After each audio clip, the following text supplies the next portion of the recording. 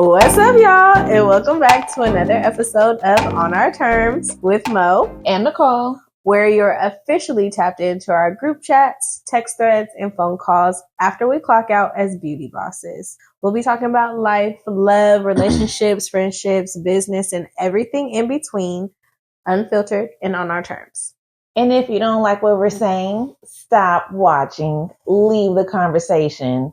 Also, if any of these stories sound familiar to you, please do not react, because if you do, then everyone will know we're talking about you. Yeah? Yeah. Okay. Okay. Yeah. Okay. All right. What's up, bro? Your lashes look good. Oh, really? 'Cause I need a fill. Bro, you say that in like, what? Need a fill on what? I think this might be week 2. Feel weird. But you be there for a long time, bro. Oh, I know. So how do you be there for so long and it's only 2 lashes that don't fill out?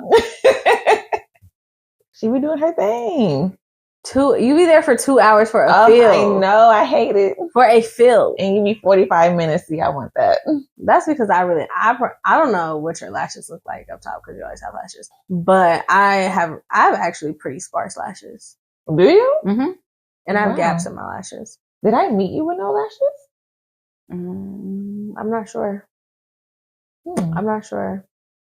Wow. I've been in lashes for a while, but I was more on and off. But yeah, no, I wear lashes. Yeah, I love them. But I don't know. Did you meet me with lashes? Maybe. I don't know. What do you look like? Without? Yeah. I don't know. Because even when I wouldn't wear lashes, I would wear strips. Oh, I'm trying to think that's probably part of the reason why I don't have lashes. But I never knew how to put those on. Really? Mm-hmm. I tried one time and they just fell off. No. Yeah, the reason I think I know how to do like makeup and stuff is because I used to dance. So, you know, we always had to put on makeup. So I just learned how to put on makeup. I have a black mom, so stuff would be early and she would just drop me off and I could do my own shit. Oh, annoying. I'm a black mom. So she wasn't. She's like, I'm going to drop you off. I'll be back later for your performance. Well, then. Yeah. But yes, the lashes. No, Tiffany be doing her thing. She do. I just want to know how long does the fucking full set take? 4. I think 4 hours. 4? Yeah. She's a perfectionist, so she girl, be so long. That's why I refuse to not get lashes or to stop getting them when I didn't have any money. I don't care. We was just going to be homeless. Rent was going to be paid, because I'm not laying there for 4 hours for a full set. No, we was going to figure it out. And it always got figured out. 4 hours? Yes. Oh my goodness. I'd be miserable, and she know it too. So if they look like this, I won't be there for 2 hours. I might be there for an hour. Maybe an hour and 10 minutes. Okay. And then she'd be looking at me like, you don't need a fill, until she like actually looks at them. She's like, okay, I guess you need a fill, but your lashes look really good. They look really full. So too. Okay. Yeah. It's my favorite. My lash artist. Go to her, y'all. Tiffany. How's the weather? Well, bitch, you know, it's been pouring. Well, I mean, I figure we pick it from where we left off at, since,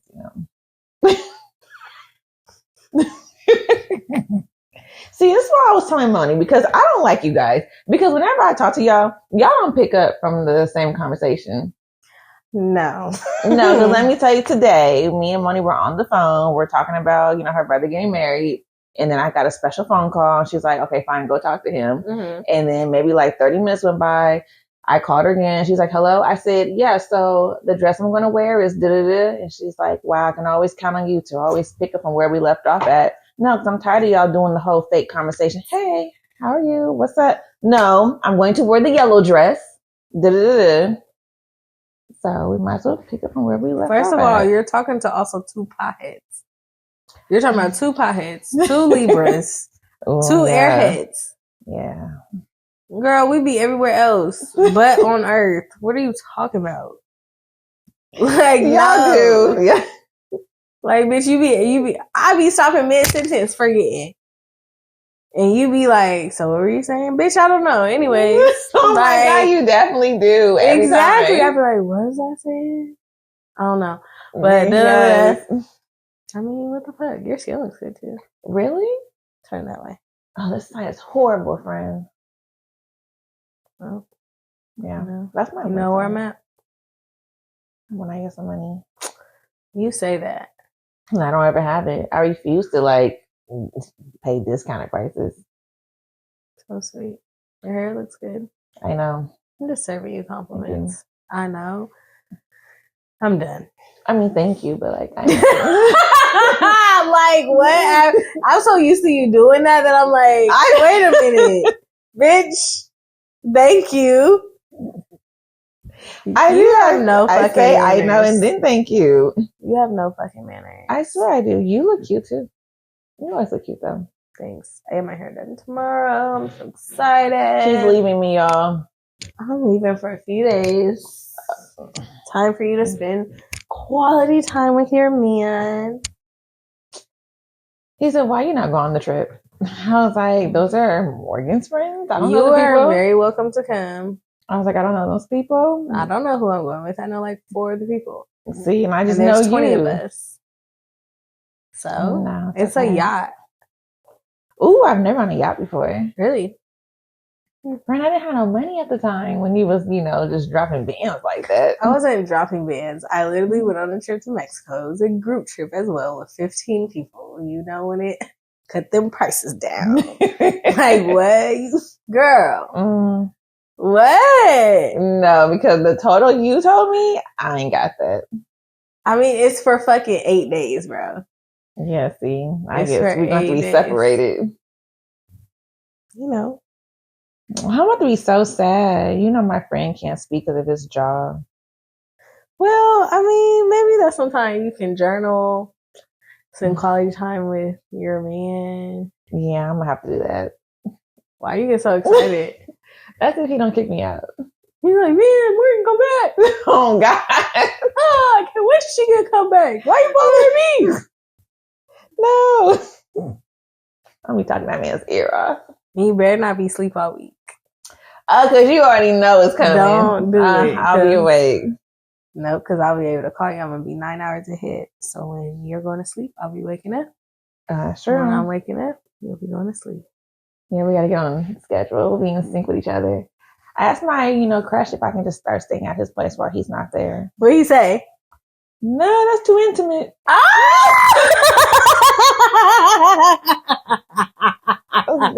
Are you serious? Yes. Okay, how did you ask? I was like, so can I just come over? No. How did you ask? You said what? I was like, so while you're going out with your friend today or tonight, can I just come over and just wait for you to come home? And that's like, not the way you ask, bro. I don't care if it's like 3 a.m, whatever. Like, I can just wait till you come home. I'll have my laptop and everything. He just like, I don't know. I ain't thinking that far ahead right now. And I'm like, no, we're at a point to where I feel like I could just stay at your place. Can I just start staying at your place while you're out?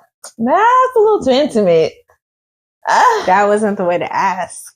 You asked wrong. How am I supposed to ask him again? See, and that's what I be saying, because you ask after. You asked me after. But it came out of nowhere. The way the camera, the FaceTime was set up, I could see his bed while he's ironing. So I'm just looking at the bed. It just was right there. You have to do something like, this is what you do. And I hate saying this, because now he's going to see it. But hopefully he doesn't. Huh? Hopefully he doesn't see it. We'll see. So what you have to do is, like, you have to come up with a real reason. You know what I'm saying? Yeah. Like, maintenance at your house. Mm-hmm. Motherfucking yo roommate on your nerves. Like, it has to be like fight or flight, and I'm trying to flight to your shit. Like, I need to change of scenery. I need a calm environment. I did say that part. That I need, a calm environment. But today he was all like, oh, well, tomorrow we can like do some work. And I said, no, that's why I need to spend the night. So then I can wake up and do the work at your place. I have my laptop, all that. I don't know. Like, especially like, cause you like, while you're gone, I don't know. It needs to be something like a dire need. Like, hey, they're doing work at my house. Like, yeah, can I come stay at your place? Like, oh, I'm about to leave. Okay, like, is it okay if I stay there while you're gone? I'm just gonna be working on my laptop, like, for real. I'm gonna try that next week. Yeah, like you gotta make it sound. But see, and then you be trying to do the shit close together. Like he's gonna know. Okay, I'll wait like 2 weeks. You gonna have to wait. You gotta wait now. Cause he gonna like, damn, this bitch trying everything to get over here. Eventually he gives in, y'all, but it takes like 50 tries. Yeah, because you're just so bold with it.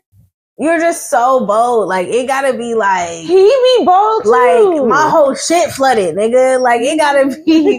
They painting and the fumes is getting to me. I'm mad they just finished painting. See, and you stupid because... I didn't smell no fumes. Don't say that. I know, you but like... the truth? I was asleep all week. I don't know. Then your ass see where the truth gets you? Yeah. Not at his house. See, that's why I be lying. No, you lied to your parents. We'll get to that later. Yeah. Because, girl, you got it backwards. Who you supposed to be lying to?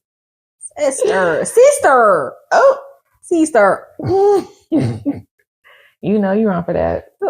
First of all, I wasn't thinking about that. I wasn't thinking about that.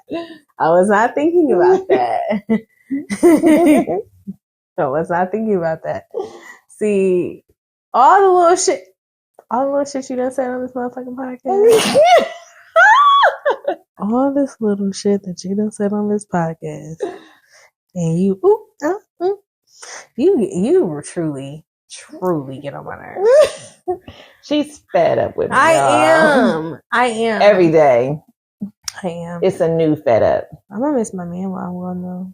I know, he gonna miss you too, friend. And I'm just, other than that, like, yeah, okay, I'm gonna miss him. But anyways, what I'm really thinking about is this 10.5-hour flight to Germany. How do y'all be doing it? Yeah, because 6 hours to Miami stressed me out. 6? It's 6? If you get the right pilot, it's 4. Ours was 4. Going to Miami, going back, it was 6. Really? It was supposed to be 6 going there. He clearly has somewhere to be. What the fuck was he doing? We got there in 4 hours, me and Napoleon. 4? Mm-hmm. Bro, it takes 5 hours to get to Atlanta. How the fuck y'all get to Miami he in 4? He has somewhere to be, friend, clearly. Oh, I was like, we got here. Number. Right? We got here a little too fast. I was like, yeah, we supposed to be here like 2 hours later. Yeah, girl. Did they have a gate open for y'all? Girl, everything went smooth. Everything. Whole trip? The whole trip. Nonstop. I would have been so scared. Tell me about it. I would have been scared. I was. Every time I get there early. Too good. Yeah. Okay. Yeah, then going back it was 6 hours. But yeah, I feel you. Going to Baltimore was 6 hours. Really? Mm-hmm. So I'm a little kid. I need to like do things on the plane. So 10 hours, I'm gonna go crazy. But I think it'll be cool though because my flight not till 3:30. In the morning? No, at night. Yeah, in the morning. Night. No. I mean evening, afternoon. Okay. Yeah, it's not till like 3:30, 3:45, and then I get to Germany like in the morning. Oh, that's not bad. So it's honestly gonna be like through the evening and night to Germany. Yeah, there's no stop. Yeah, to Germany, that's cool. And then the flight from Germany to Croatia is an hour. Oh, that's cool. Yeah, they said an hour and a half, but take some melatonin. I want some Xannies. I took some edibles one time on my trip. That didn't work out too well. Really? I got some Dramamine though, because I've never been on a flight for that long. I don't know if I'll get motion sickness or something. And then I, of course, got it for the boat. Oh yeah. In case I get irritated when planes are small. I just want to start doing cartwheels. I feel like. Well, this is a pretty big plane because it's going so international far. Too. So it has the 3 rows. And I didn't get a window seat. I got like the middle row aisle. Mm-hmm. I don't know why I didn't want a window seat. I might end up changing, but I don't know. Like sometimes the aisle is better. And I say that because I feel like it'd be more legroom space. Like if I need to tilt and shift a little bit, like, I don't know. I don't know. I looked at it and I was like, I mean, I might change later, but I don't know. I haven't had the urge to be like, ooh, I want a window. Ooh, I love the window. And I feel like I do too, but let me tell you what I don't like about the window. What? I can feel that draft of air. Me too. It'd be cold. And also that gap between the window and the seat. Yeah. Nah, my back ain't built for that. Now that I'm older, the window, I haven't had the urge to have a window seat in so long. Oh, I always get window. I've been getting aisles lately. Really? And I think it's just because I can stretch my legs. Which makes sense. You know. And then I think on the international flights, you have more legroom, I think, in front of you. Yeah, you where do. people can pass through. So I don't think it'll be like tight like the main airlines. Yeah. So I think it'll be fine. Yeah, I love window. But when I feel like someone's looking out my window, I close the blinds on them. Now we both looking at the... What do you mean? Like, why are you so rude? Why? Because I put it in my space, like, and I'm like, oh, You're so fucking mean. You so fucking mean. Like, that's so unnecessary. What we looking at? Clouds? Yeah, let them fucking look. They're not looking at you. They just breathing. I don't even sit at the window. People like, can I pass you my phone and you take a picture? Absolutely. Oh no, they never asked me that. Yeah, because you're a fucking bitch. What the fuck? It's nighttime. We all going to sleep. Turn on your little AC, yeah, friend. You're a bitch. You are a mean bitch. Anyways, on to the bullshit because I can't believe you. So today we're going to be talking about what Nicole likes to call the silent war, silent generational war. Not too silent. Not too silent. Not to me, depending. I think it's depending on who you are. And the type of household you grew up in and all that. And also probably what generation your parents are. But we're going to be talking about the war between the boomers, Gen X, and us millennials. So, as we know, things be different, different teachings. Also, as the world changes, a lot of things change, So, as much as our parents and grandparents and all that would love to keep the same teachings and the same things going, that's just not the world we live in. No. Men are not our grandpas or some of our dads, So I feel like as women, we've had to adjust. Everyone has had to adjust. And I feel with that, we start butting heads with each other because one generation feel like it's easier to do something else and why y'all not just blah, blah. So that's what we're going to be talking about today, and make sure y'all get in them comments, give us your generational war stories, whether that be with your parents, your grandparents, the things that are different and stuff like that. So first question. Dun, dun, dun. Okay. Why is it that millennials don't want to struggle for bragging rights? So what I mean by that is like older generations sometimes romanticize struggle, They had to do this, they had to walk a mile, they had to blah, blah, blah. They had to start working when they was 2, blah, blah. Where we're like, bruh, I'm not about to suffer to prove that I'm strong. I come from like a really heavy like entrepreneur family. So like my grandpa's an entrepreneur, my dad's an entrepreneur, blah, blah. And then my mom's side are like workers. Like, keep a job. Like, what do you mean you don't have a job? Like, what do you mean? Like, own a business, blah, blah, blah. Like, that's hard. Like, Yeah. So I come from like 2 totally different sides of the spectrum. But obviously I'm an entrepreneur, so I took on my dad's side. But even then with that, it's like my dad expects like for me to be like in the field working like 24/7 around the clock. Like what is sleep, blah, blah. Torture. And I'm like, my parents always used to get on me like, Morgan, your social life is always more important than like, your school, your academics, your this, your that. And it wasn't that. I just felt like being social and meeting people was probably going to get me way further than this. And in the world that we live in now, it's true. Yeah, it's all about like that who mouthpiece, who you know. No one cares about what you know. At Exactly. least not with our generation. And now with like social media, it does matter if people like you. It does matter how many followers you have and how many people you inspire and like all of these things.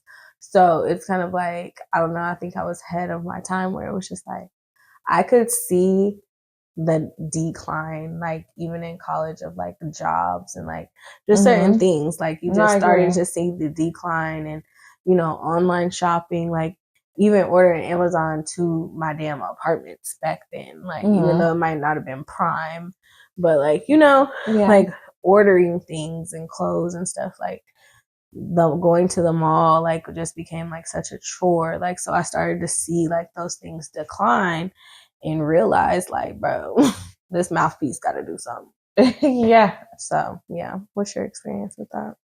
Yeah. I just feel like with our parent generation, they love poverty. They love to struggle. I don't, like you said, you come from families that are entrepreneurs.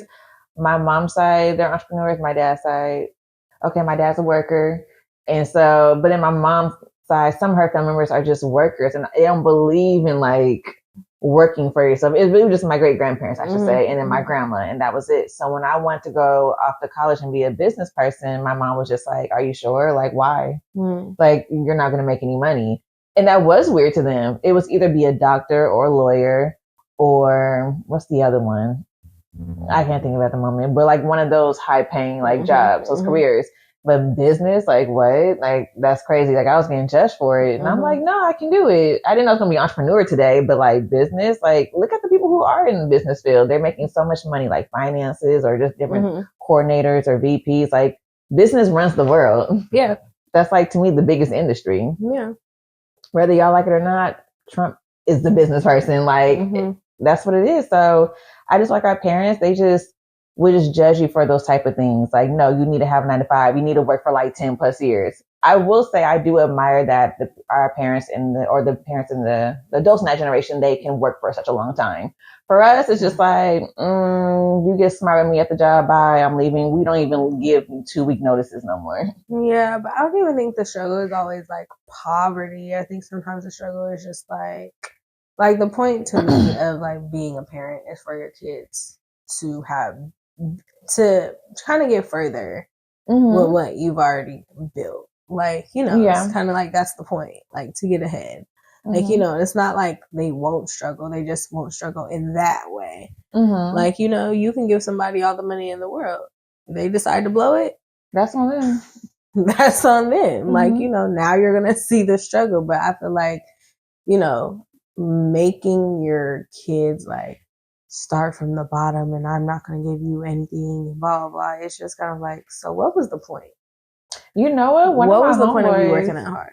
Right. My homeboy said that when he has kids, when they get older, he wants to either tell them like, you're either going to have a job. No, like you're either going to go to college or I'm going to give you some money to start your own business. Like you're going to do something and that's it. Yeah. I feel like, I mean, but you're not going to blow through that money. If you don't want to do like, say if I still have a business, right? And it's like big where it's like, okay, I'm putting you in a position, but also it's just kind of like different things now where like people tell you like, you know, make your child a model for your business and then you can start a bank account and start paying them. Now, you know, right. Now they have a bank account, now they have a job, now you have an employee, now, you know, whatever. There's just different ways to set up your children. I get it. Like, you know, back then it's probably like, it's different now, you know? So I feel like, yeah, sometimes we do get on our parents, but I think we also like know that there was just other ways that they could have put us ahead in life instead of kind of like making us want to go through a struggle. Like us, like, I don't know. Like I said, I don't think it's always like poverty because I don't feel like my parents came from poverty to say poverty, but they really value just more of like work struggle. Hard. Like all of those things. Like there's a lot of things that probably could have put me ahead had they just like tweaked their thinking, you know.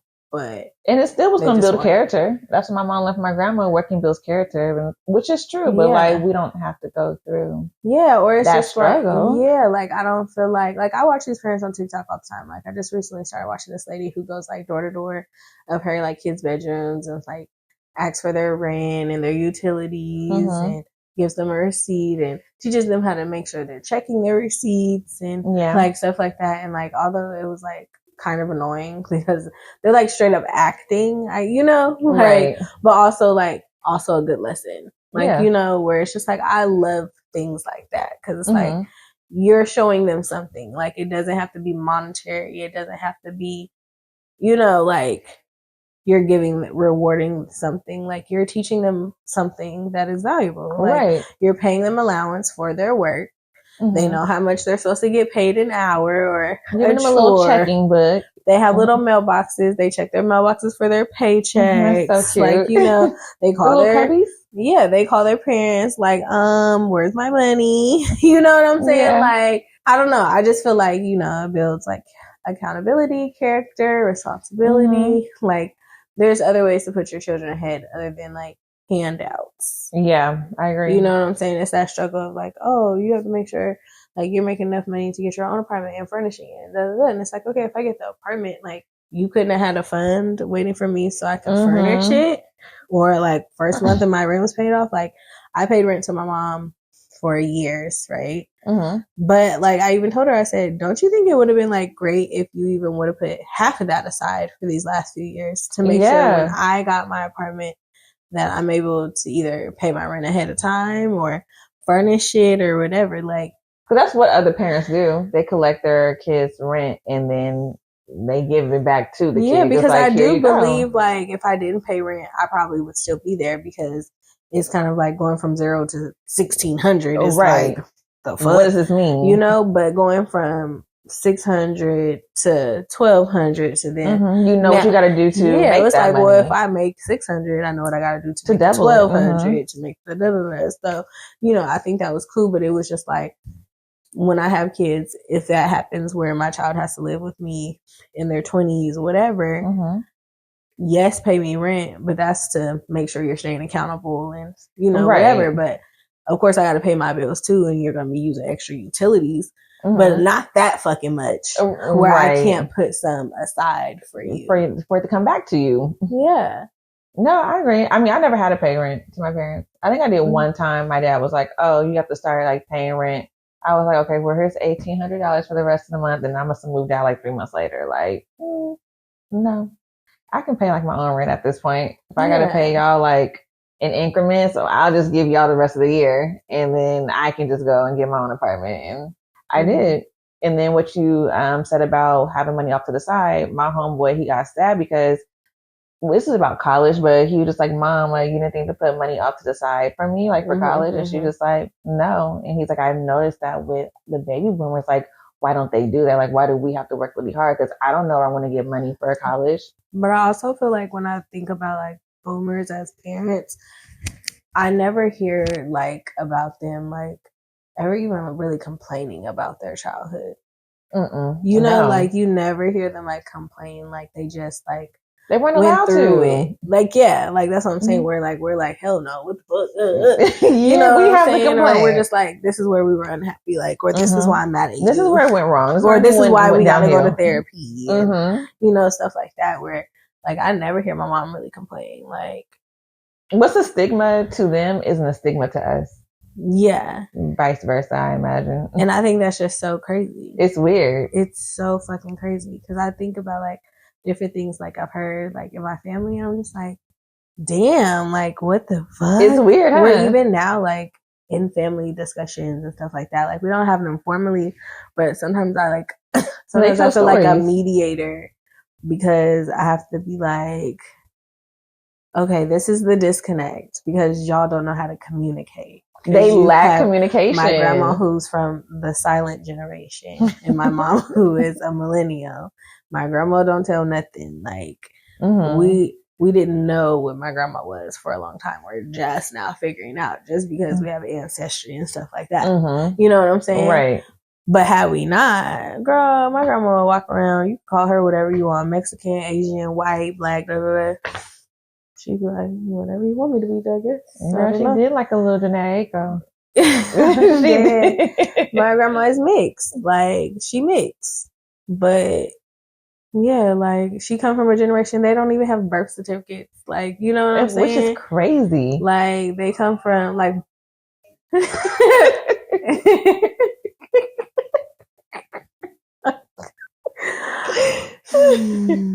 She gotta go. Boomers. Baby boomers. She's been at my house for 6 months. She's been booming over here. She gotta go. I love her, but she gotta go. She does. I love her, but she gotta go. She gotta boom somewhere else. Yeah, no. Boom. I told her the other day because she made a joke, and I was like, no, but real talk, you gotta be gone by the time I get back. For sure. What? Like, no, for real. No, but I don't blame you. That's not how I feel. Yeah. And I thought about you, and I was like, should I be complaining because you've been dealing with it. You know what I'm saying for years. Yeah. You know. Mm-hmm. And I feel like now your situation is worse because I feel like my mom is like pretty cool, but like you have like someone who is like you want to respect their space as well. Exactly. And the things that like they like and don't like, or you just don't want to play it out here they know. About like certain things. So, and it's like, no shade. No shade at all. I get it. But it's just like different because it's like my mama know. Right. Like, she knows. She don't really give a fuck. And like also I can go over that nigga house. You know what I'm saying? Yes. I'm limited. But you're limited. So extremely limited. I'm just like, also, Morgan, calm the fuck down. Like, but also remember you just moved in. So you didn't get a chance. I actually got a chance to live for like a year by myself. That too. So yeah, I gotta, yeah. It was like the first month. And it's like I had my other apartment for a year by myself. Yeah, but this one's like an upgrade. This one is my dream apartment. Yes. Yeah. Luxury. And I just feel like me and my man are progressing where eventually it's gonna be like our house, our place. And I just want to make sure that I am in my space and doing my things in my space. But yeah. Anyways, but yeah. Side note. Yeah, just a little side note, just a little vent real quick to y'all what's been going on. Behind closed doors in here. But yeah, no, I feel like, like even with my dad, when it comes to business and certain type of things, like it's just like his version of like helping me get ahead is like me working for him.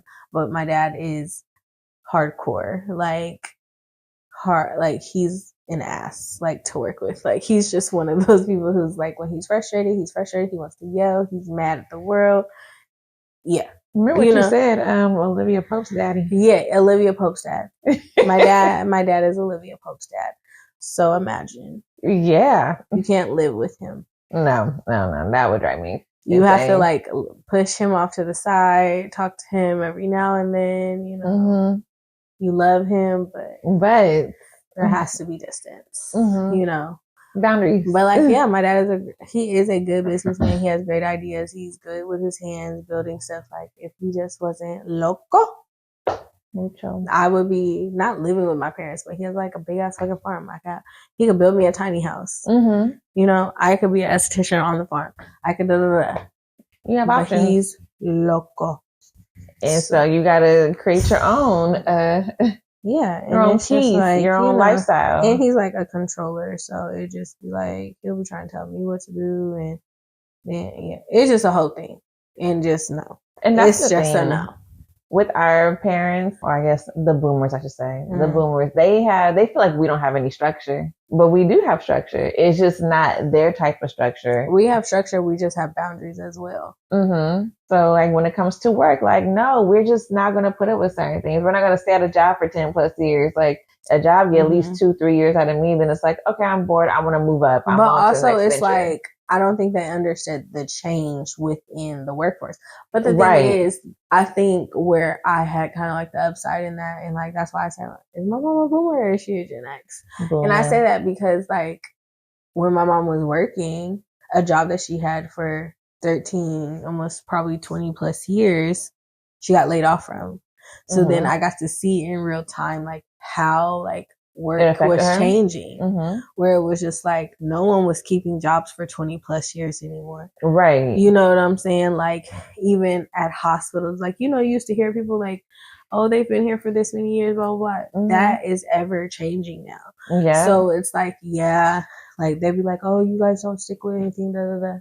first of all, no, the jobs don't even stick with us. The layoffs are too common. Yeah, like, you know, and it's just kind of like we're up against like technology, and they're like, well, you guys created that, but it's like, not really. Like, y'all started that. We were born into it. We were born into technology, and then what do? It progresses. You adapt. Like, you know, where people start off with one idea, and then someone, you know, latches onto that idea and makes it more. Like, you know, that's just evolution. It's right. It's just ever changing. So it doesn't matter. Like, that's how we got the telephone. That's how we got computers. That's how we got iPads and everything.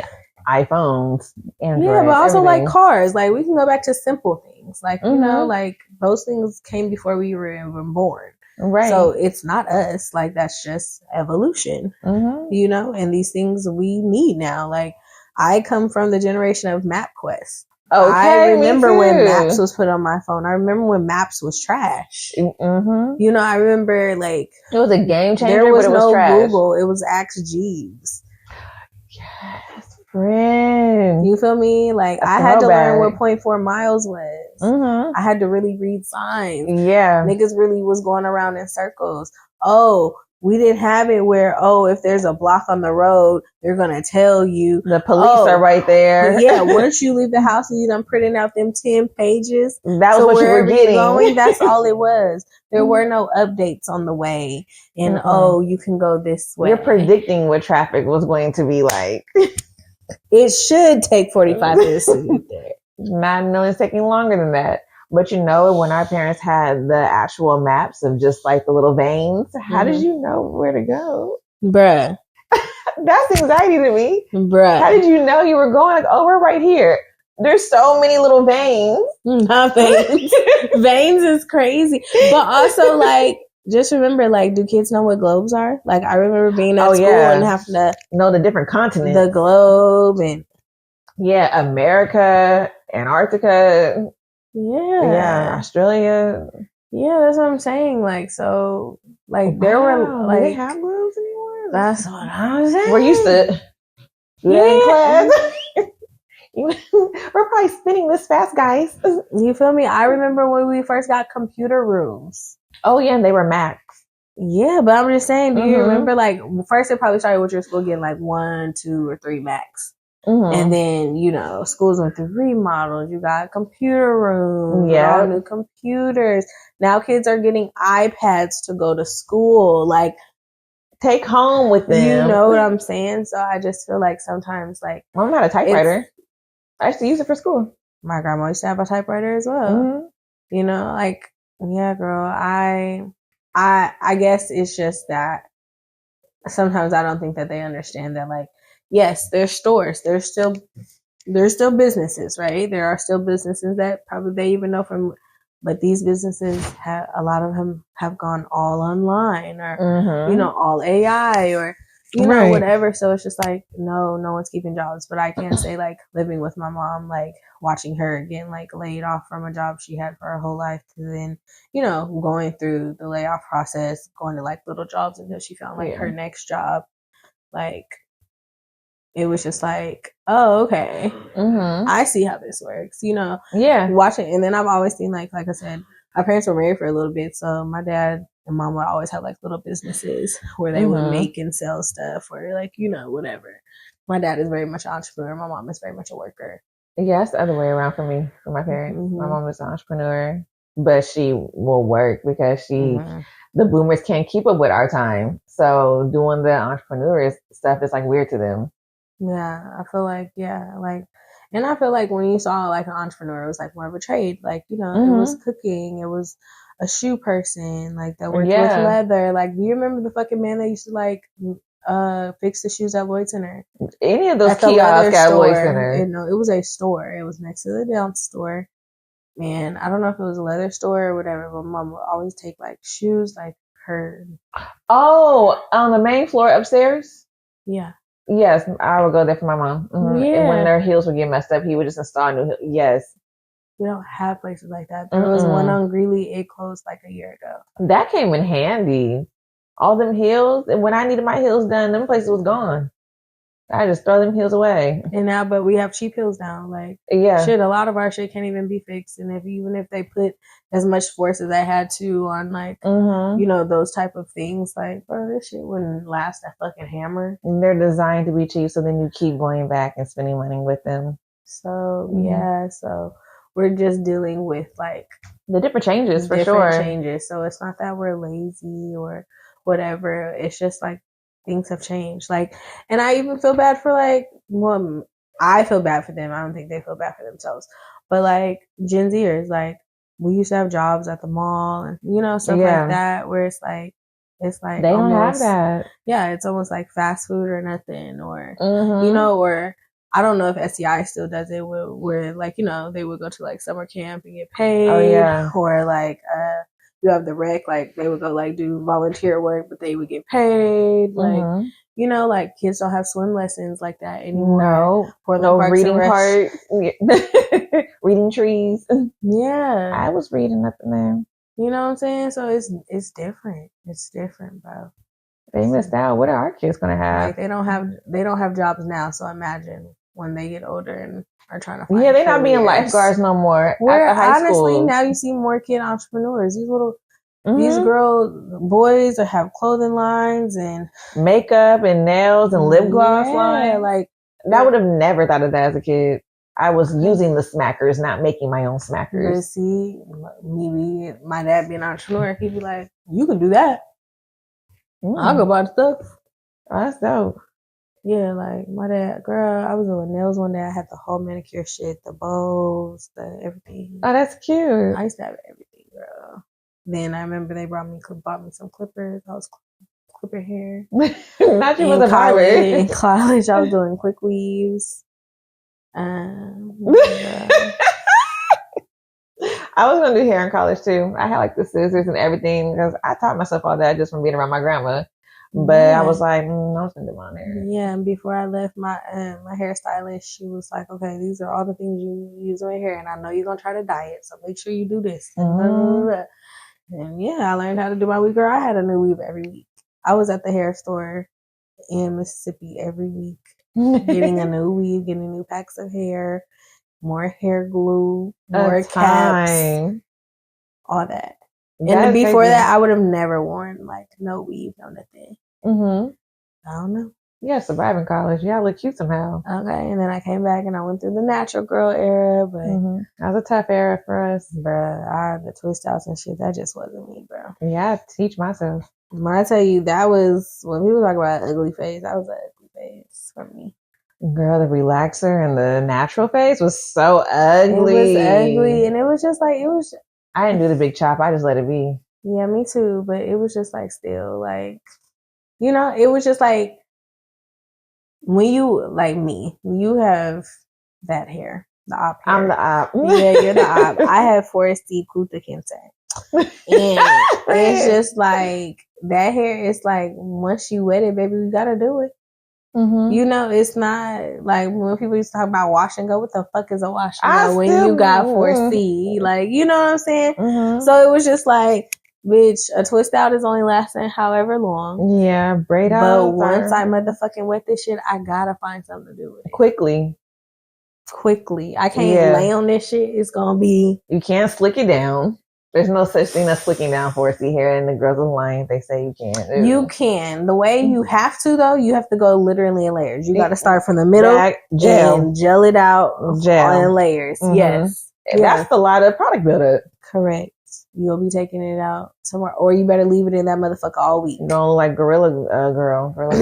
Literally, like you have to leave that shit all week. Like, you know, so it's just like, that's why I'm like locked up, because I'm just like, I would love to wear my natural hair, but this is the only way I feel okay wearing it. And it's cute. It is cute. I can't wait to get it done tomorrow. Well, I haven't worn my natural hair in a long time. About 2 years. That's crazy. I know. It's always very curly. I'm going to come back soon. That's crazy. I know. Yeah, for the winter, you need to wear your natural hair. But you got to keep it moisturized. I know. It just get dry in the winter. So easily. It break off. But yeah. Just snapping away. But yeah, so moving on to our silent war. And our parents are boomers. They're on the cusp of Gen X. Yeah. Though. So I think that's where we kind of see the teeter-totter of different things. Because I would say, like, my parents are, like, more supportive than, like, my grandma when it comes to, like, entrepreneurship and shit. You know what I'm saying? Mm-hmm. Did she be like, huh? Oh, yeah, see, it's the opposite for me. Right. Well, that's my mom's mom, not my dad's. Like, dad is outshore. Mm-hmm. So, like I said, I have just two separate sides of the spectrum. But I spend a lot of time with, like, my mom's, like, family. So, same. So that's where it's just kind of like, I'm not used to it like that. Mm-hmm. You know? But anyways, now on to, like, social media. So, we know that we be on social media. We grew up in the era of social media. Yeah. And all of that. But, like, of course, now we see more of our parents and stuff on social media. I swear my parents be on in their phone more than I do. Mm-hmm. Like, for real. I went to dinner with my mom, my aunt, my grandma. And me and my grandma just sitting there. Where everyone was on their phone? Mm-hmm. Okay, the boomers, they love their phones. They love it more than us. They don't know how to work it, but they be on that thing. They be on that phone. They do. My mom is an online shopper, so you always see her scrolling online shopping. My aunt is always on Facebook, but she don't know how to do a lot on there. But she's like our early boomer, I think, kind of too. And yeah, it was just so funny because it was just like where I'm just like, I'm here to bind. Me and my grandma sitting there, and they just like this. Which is crazy because it really should be the opposite. Yeah, and it's just like so crazy. But anyways, the question is, older generations think millennials overshare, while millennials think older generations hide too much. Why do you think that is? The stigma. We were raised on feelings while the boomers were raised on obedience. So their feelings didn't matter to their parents. Mm-hmm. But for us, we're looking at it like, wait, what? No, you can't say that to me, or you can't say this, you can't do that. Mm-hmm. But they're just like, the boomers like, no, we don't care. You just have to be obedient. You can't say too much. Like, you gotta, silence is the answer for them. And so for us, when they think it's oversharing, but like even going to a therapist, that's weird to them because their generation thinks us going to a therapist, you're crazy, or you got to be, raped or something, or like abused, when you can just go to a therapist to just talk about the sky if you want. Yeah, it's like it's deemed as like crazy if you go seek like mental health like services, because the term mental health was very stigmatized and and then you would see a lot of people who did have mental health issues going to see a therapist and getting fixed. Yeah, and it's like it was just broad, and I feel like there were just not terms for a lot of like the diseases and like illnesses that there are now. I just feel like there just weren't diagnoses for it. No, like, it was just you're crazy. Yeah, it was just like you're crazy. Like we see it even like when it comes to like, the terms that they used for LGBTQ, like, it was just like he's sweet or, whatever, she a dyke or, she, whatever. So I just feel like, terminology is just different now. And I feel like, a lot of us, like even now with Gen Z and like when it comes to terminology about gender and stuff like that, like, yeah, it's like, I feel like every generation is like, okay, I'm trying to keep up, so when it comes to like mental illness, but then you break it down into like Down syndrome and this and that, and it's kind of like bipolar. I think it gets to be a lot. Like it's overwhelming. Yeah, it gets to be a lot. So like although it's like I feel like we came to this episode being like, yeah, it's kind of like I get it, I get it, but also it's like boomers, Gen X need to understand like things have just changed. Yeah. Things have just changed. Like you said, I've always said to people, I wish I could work behind a desk, clock in, clock out, but also even when I had those jobs, it's just like, bruh, back then I don't feel like you had to be scared for your job and your livelihood all the time. You were just there. Yeah, you were there. You did your job. Out. And also back then, you did your job. Mm-hmm. You wasn't doing your job plus their Stacey's job, their job. Oh, and then now you have a new task on. You know what I'm saying? You actually had job If descriptions and duties for you. Answered phones. Like, you didn't do nothing more, nothing less. Like, there's not very many like call centers anymore. No. Nope. Like, you know, it's even hard to get those jobs. Like, a lot of those are even remote now. Yeah. You know what I'm saying? So it's just like things have just changed. Entry level isn't entry level anymore. And it's like now you have to have experience. Like, you know, so I just feel like just as we go on, it's just like, it's just not the same. Like, it's not. You know, and then before it was like, you know, you need to have at least an associate's or a bachelor's degree. Well, bitch, now you need a master's or a doctorate. Mm-hmm. You know, or you need to just know or someone. you need to have a trade, or you need to know someone. But also, a lot of places, it's experience. Like, you know, a lot of the Nikes and Adidas and like all of these places, like, they're contracting work out. Right. You know, these are people that work for themselves and they're contracting designers. They're paying them, you know, on the side, under the table, blah, blah, blah. Right. So it's just like some of these people are not employees of these companies. Yeah. You know, and people always talk about like Portland. Like, I remember when I used to be an Uber driver and people would come into the city and they were like, how is it at 2 p.m.? And I see people 35 and sometimes under, a little bit over, that are like not at work. And I'm like, but that's the thing. I said, they are at work.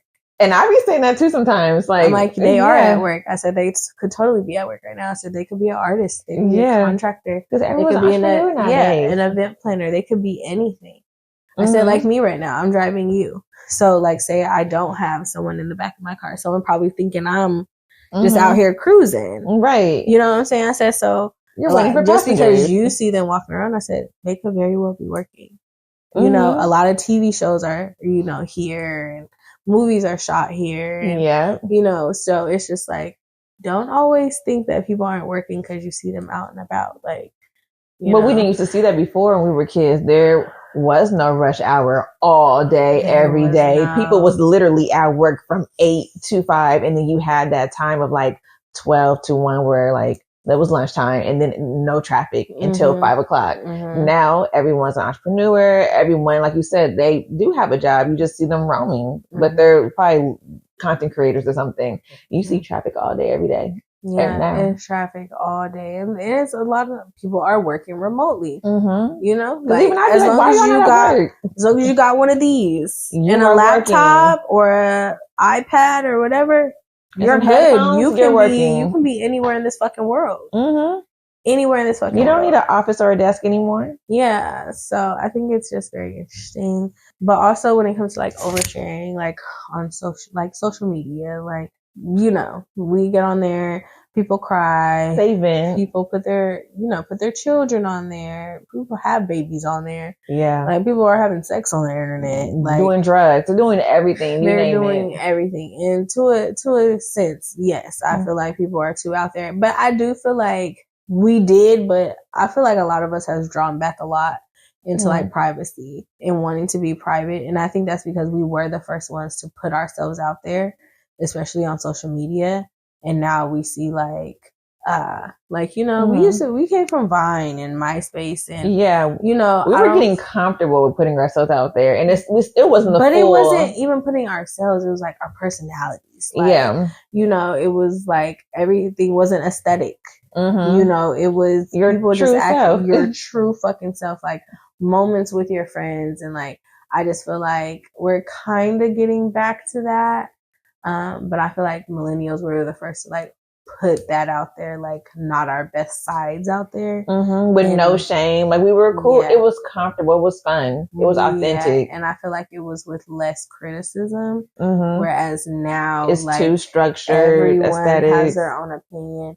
Everyone is putting forth like their own like family issues and trauma, and you know, picking like apart everyone. Yes, like it's just like, yeah, everyone is picking you apart now. You know, so I think it's just, we were just the first generation to get social media. Yeah, we were. And what were we supposed to do with it? Yeah, but you know, it was put out there. What were we supposed to do with it? And we didn't take it too far by putting our family's business on there or anything. Like you said, it was just taking pictures with the digital camera of us going to the mall, like fun moments. now you see celebrity kids putting their whole family business but then on we've there. had to realize that, like, okay, don't post until you leave. Don't, you know what I'm saying? Like, making sure we blur out things. Like, you know, there's just, I feel like there were just more filters. And I feel like we have filters now. Like, now it's just kind of like, I mean, you can put wherever on there. That's your choice. Right. But I feel like as the first generation to have social media, and then also we're still here to see how social media is changing, or we're also probably even still some of the most users on social media. Yeah. You know what I'm saying? So I feel like we, being the first users, the first everything, kind of the guinea pigs of social media, that we have gone from like putting everything out there, because not that there weren't weirdos, but now weirdos are just outwardly being weirdos, you know? Yeah, they're comfortable with stuff it. like that. Like, I just feel like we've kind of been like, okay, let's reel it back in, because now I have a private page. You know, I feel like I used to be one of the people that put my whole life on social media, you know, like to the point where my mom's friends or my aunts will be like, take that off, you know, blah, blah, blah. So, you know, and like now it's like, oh, I wouldn't nearly put as much stuff on social media as I do now. You know, I'm glad there's a close friends. I'm glad, you know, there are those walls and barriers that you can put up, where it's like it can be as safe as you want it to be, I guess. You know what my mom used to do when she first got a Facebook? She would post pictures on there, and she's like, okay, it's time to lock Facebook down. And then she would change the privacy settings back to only me on that photo. And I would just be like, what's the point? Just post the pictures you want people to see. Like, why do you always have to like have it be public and then change it back to only me? She's like, oh, I don't know. I'm like, that's just dumb, Mom. Like, just delete it or just don't post it. Yeah, or it's like then we came to like Snapchat.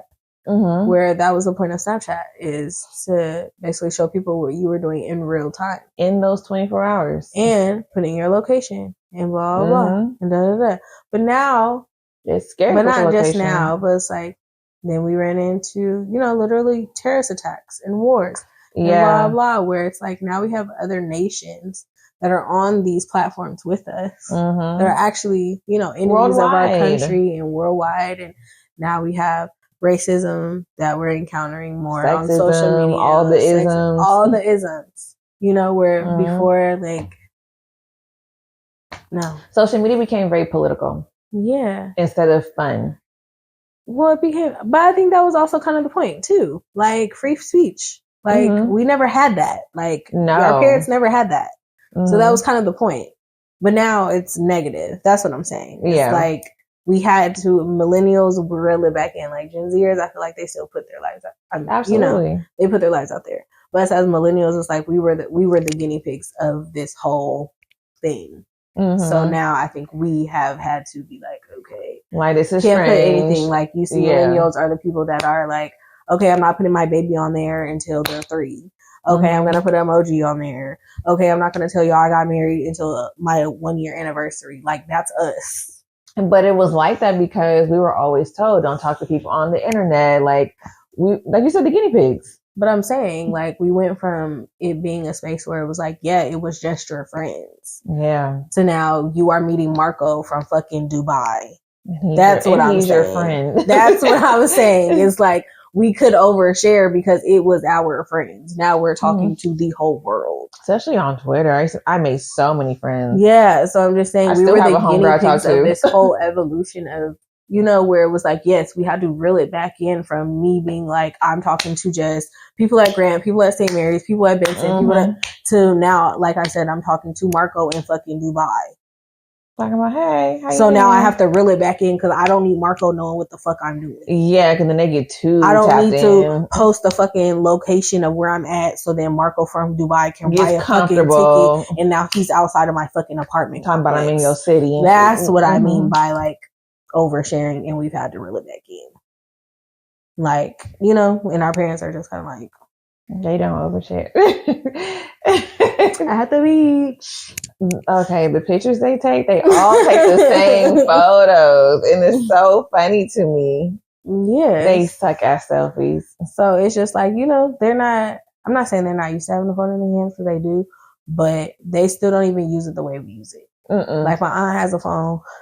She could be on Facebook, but she never thinks to go look at anything that she need on Amazon. She'll go to every fucking store talking about, I went all over the fucking world looking for the fucking I went to so much pink paper plates. When Amazon gonna tell you it's gonna arrive in 2 days. On Amazon and it could have came today. Actually, 4 p.m. to 8. That cost $12.99. 100 of them. You feel me? So it's just like, I went to Michael's. Why? You know, we all use this thing for a different thing. That's literally my grandma literally only uses it for a phone, even though it does everything else under the sun. She just needs to talk. That's it. So I just feel like when it comes to oversharing, we just were the guinea pigs of the shit. And before it was like we were talking to a controlled amount of people and we could say whatever because then people know exactly what the fuck we was talking about. The only person we didn't know was Tom. You feel me? Yeah. Whereas like now it's just like, damn. You know, or even shit, people on Twitter fingers. Literally. Motherfuckers that get on there talking shit and then forget you gonna see them the next day. Yes. You feel me? You know what I'm saying? But even now we see like shit. We see old people in our parents' age or maybe like Gen Xers that they be on there fighting, they be over there talking crazy. But also we gotta remember these were also the motherfuckers that used to be on Jerry Springer. Absolutely. Blah blah acting a fool. Jenny so it Jones. went from it just went from the TV screen to computer screens. You know what I'm saying? So I don't think that like anybody is wrong or any generation does more than the other. It's just that progressively through time, like the different types of media, like me and mom were talking about like when she used to go to Mississippi, and I remember this would happen too when I'd be on the landline, and it would be like it's basically like their landlines like in Mississippi, like when my mom was a kid, you would literally get on the phone and you could hear other people's conversations around. We used to call it the party line, didn't we? Right, it was the party line. But that's just how phone lines used to work. I remember. You remember? So you'd be able to be like, remember, like if your house was too close to your neighbor's house, you would be able to hear that shit. You would pick it up and be like, wait, what? Yes. They said, what? You know, they come get the kids. You would hear everything. Yeah. So just imagine like you picking up the phone and you got to wait till your neighbor get off the phone to use the phone line. You know what I'm saying? But that's how people heard gossip back then. Yeah. They would pick up the phone and listen. Oh, yeah, Barbara, this is Shirley. So back then, were they oversharing? Right. They didn't know. You feel me? Oversharing unknowingly. So it's not that anybody is better than the other or one is right and one is wrong. It's That's just how it is. Our communication and way we share gossip and media and stuff like that is different. It's expanded. The news went from the radio to the television. No one has newspapers no more. This is your newspaper. My dad be like, I need to see Google because when Google has all those news, that's what he looks at. I'd be like, dang, I don't even really. Where now we have a news app. Yeah, World News app. Like you know now CNN has. He didn't like that, blah, but blah. yeah, right. You know, social media and la la la, like you know. So I think it's just very interesting, but. On to the next. The real reason generations don't understand each other. So basically, we're judging each other from completely different economies, family structures, and survival modes. And I think we kind of already got into that. But yeah, I would say we talked about economy. Like I would say more like family structure. Like also like from grandmas to parents or whatever. It's just like, where are you getting married and da da da. And it's just like, sweetheart. First of all, let's be fucking real. Back then, men could very well like men, but guess what? They were going to marry a woman. Absolutely. And now you see the difference where it's like a lot of these men, how we be back in the olden days, they would be fucking with men, but they would marry a woman. Now, people are just out where they're not going to do nothing or be with nobody they don't want to be with. They don't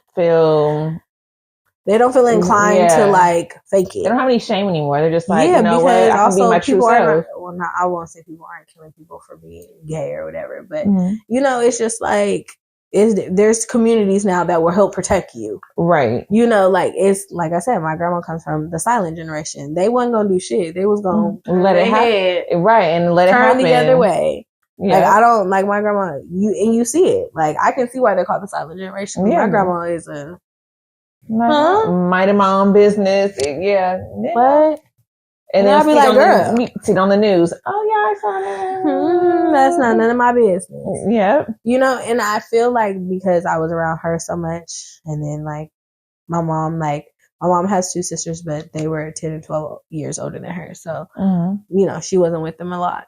And I feel like when you're raised by a parent, of course, like naturally you're going to inherit some of their characteristics. So I feel like even my mom is like a silent person, like where she's just like, that's not my business. Or, you know, she's not going to be loud and like speak up about, you know, certain things politic wise or whatever, because she's just been learned to shh. Yeah. What I think about like my grandma, just think, she probably had to marry my grandpa to get a bank account.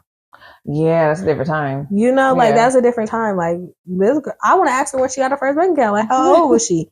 Because when I go look at how old, like, bruh, it probably wasn't too long before even my mom was born that she was able to have her own bank account. Women's rights, all that. My grandma, like, she was a teacher's aide. That's because that's really all that women could do. And because my grandma was white passing, she probably just got a lot more jobs than a lot of other women.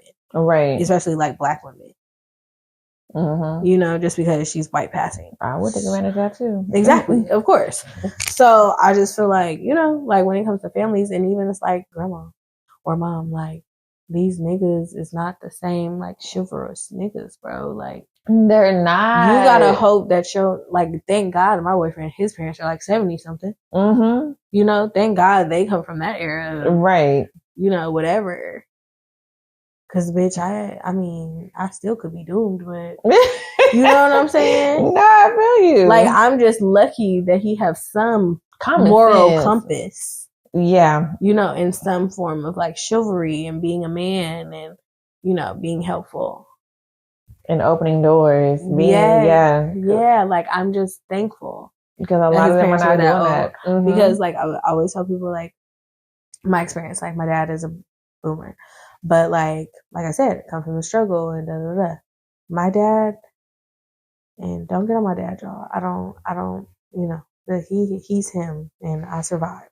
But like, he wasn't the type to like help me like pick up things or like go put gas in my car or like, you know, fix things like for me. Like, that's crazy because mine was. Yeah, like mine, like that's why I said don't get him. I don't know why he's like that. I don't think it's like a boomer thing. I think, you know, that's just a him thing. Yeah. That's a him thing. I think it has to do with his childhood and, you know, whatever. But like, yeah, no, like he was not like chivalrous towards me. So growing up, I didn't even know what that looks like. And I at 30 something, am just now realizing that. And I feel like that's also why, you know, probably the boyfriends that I've had and things that I've dealt with is because I did not have that example from a dad. Yeah. You know, where I feel like, you know, there's girls that's like, I don't give a fuck. I won't date a nigga, you know, if he's not doing these things because I got a daddy. You know what I'm saying? Like, I don't know. It's just really weird. That is weird because my dad's the opposite. Right. But I still feel like, you know, dating wise, you know, my dad was wild, so I ended up dating wild guys. Yeah, my dad's not like, my dad doesn't like drink or smoke or anything. He used to, but I don't know that man to do any of those things. My dad has always been Muslim since I was a kid. He's always been an entrepreneur. He's, you know, like he's always been things. He's always been here, there, everywhere. So I just feel like, yeah. And then it's like years I didn't even like talk to my dad and, you know, all these other things, like, you know, the single mom story. Yeah, I just feel like, yeah, it carried on to my adulthood where it'd be like, I didn't know when to appreciate like a man doing something. And then it's just kind of like, you know, they be like, oh, where's your husband? Where's your this? Bitch, what can we get to boyfriend first? Yeah. Can I get to a nigga liking me first? Like, I gotta meet one to get there. And then you have to learn all the stuff that you weren't taught. But also, like, I mean, bitches got into relationships all the time. Like, yeah, I don't know if my grandma ever really liked my grandpa. Yeah. And I say that because I don't know under the circumstances in which they got together. Oh, true. You know what I'm saying? Yeah. Like, you just don't know. Like, that was at a time where it was like, you need to find a man. Yeah. And be happy. Have A, B, and C. Mm-hmm. And y'all need to have babies. And just kind of go from there. Yeah. And then our parents did that too. They walked outside and that was the first person they saw. And a lot of people act like, oh, best believe some of y'all's grandparents was cheating. They were just with a person because of security. Whereas now we don't do that. No. And now let me say, though, we might need to get back to that. We might need to get back to marrying people for security. Because I see the girlies that are marrying for security. I see y'all. Me too. And y'all look happy. And I truly believe it's because some of those marriages are open. I believe everyone is getting what they want. Remember what my homeboy told me? He's like, I don't think people are actually dating because they like each other and they're happy. It's security. It's security. But also, it's just like when you see someone like these women with these ugly ass rich men or, you know, whatever. I don't believe they're just fucking them in. No, I believe that man be like, look, baby, this you and I both know what it is. As long as you do A, B, C, D, E, F, G, you getting paid and you can still do whatever. Just don't bring no man into this house. Let me know where you at. What time you coming home? Okay. And that is it. Period. And it'd be a happy, solid foundation. You know, and people gonna be like, no, they be in love. Okay. No, they don't. Okay. Because when he died, she'd be quick to be with Johnny. Where did Johnny come from? Johnny was always there. He was always there. So I think sometimes Bartholomew knew about Johnny. Okay.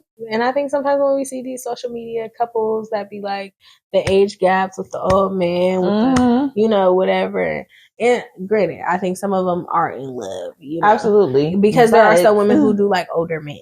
But some of them, security. Maybe you're not letting that man get on top of you.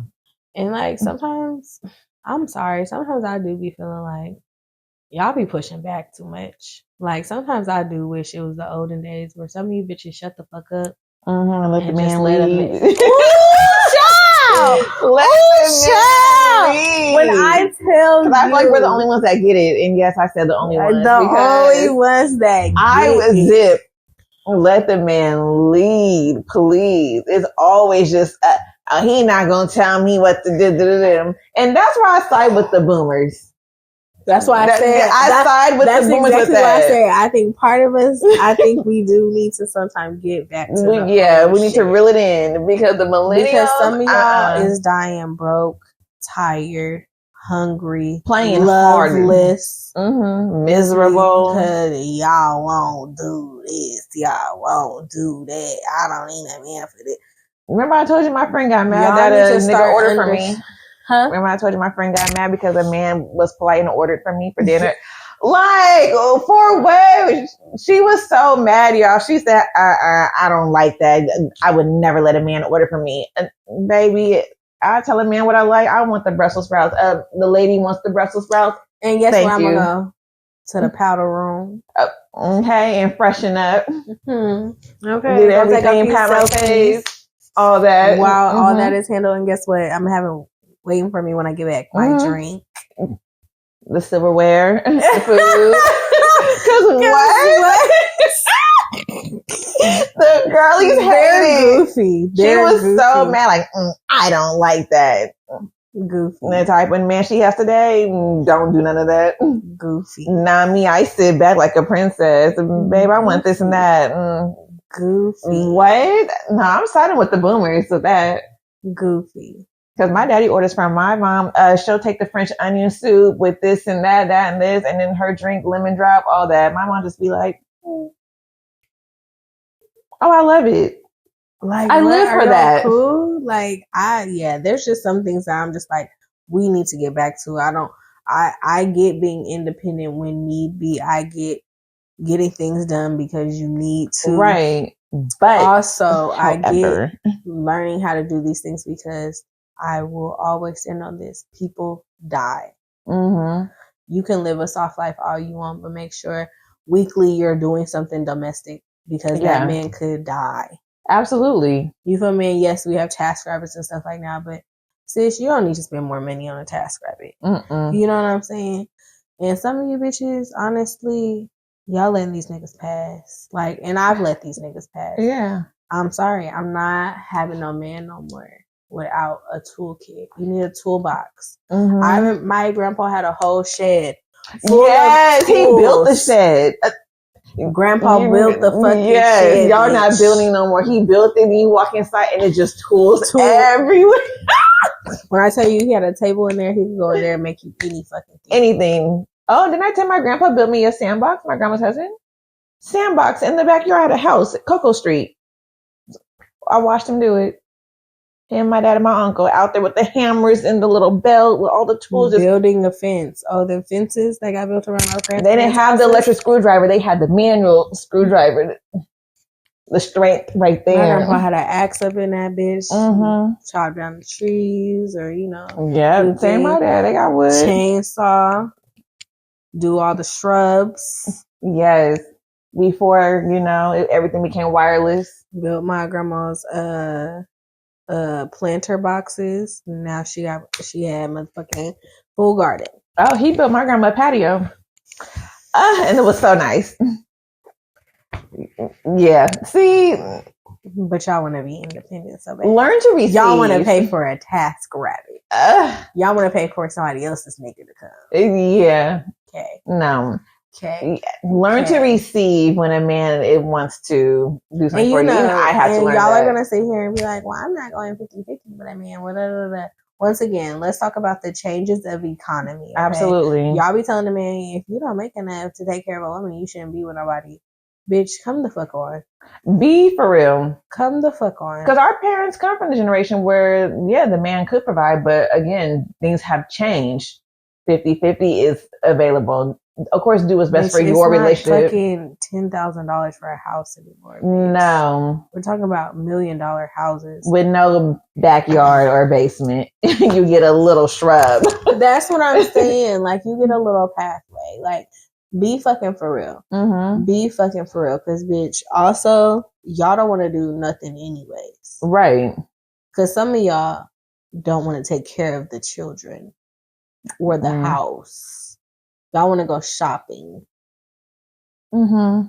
Y'all want to do shit y'all that don't leave matter. That dry. Yeah. Which isn't fair, honestly. Be fucking for real. Because when he come home, is you throwing that ass back? Is dinner going to be hot and ready? Because it's a lot of you bitches that I hear don't even like to cook. And can't. Talking about, I don't cook. What? Girl, I be in that kitchen all the time. You already know. Ain't shit changed. The quickest way to a man's heart is through his stomach. And I don't get what y'all don't get about that. Because I be in that kitchen, y'all. You know what it is? What? They didn't know their grandparents. Girl, because we always say that.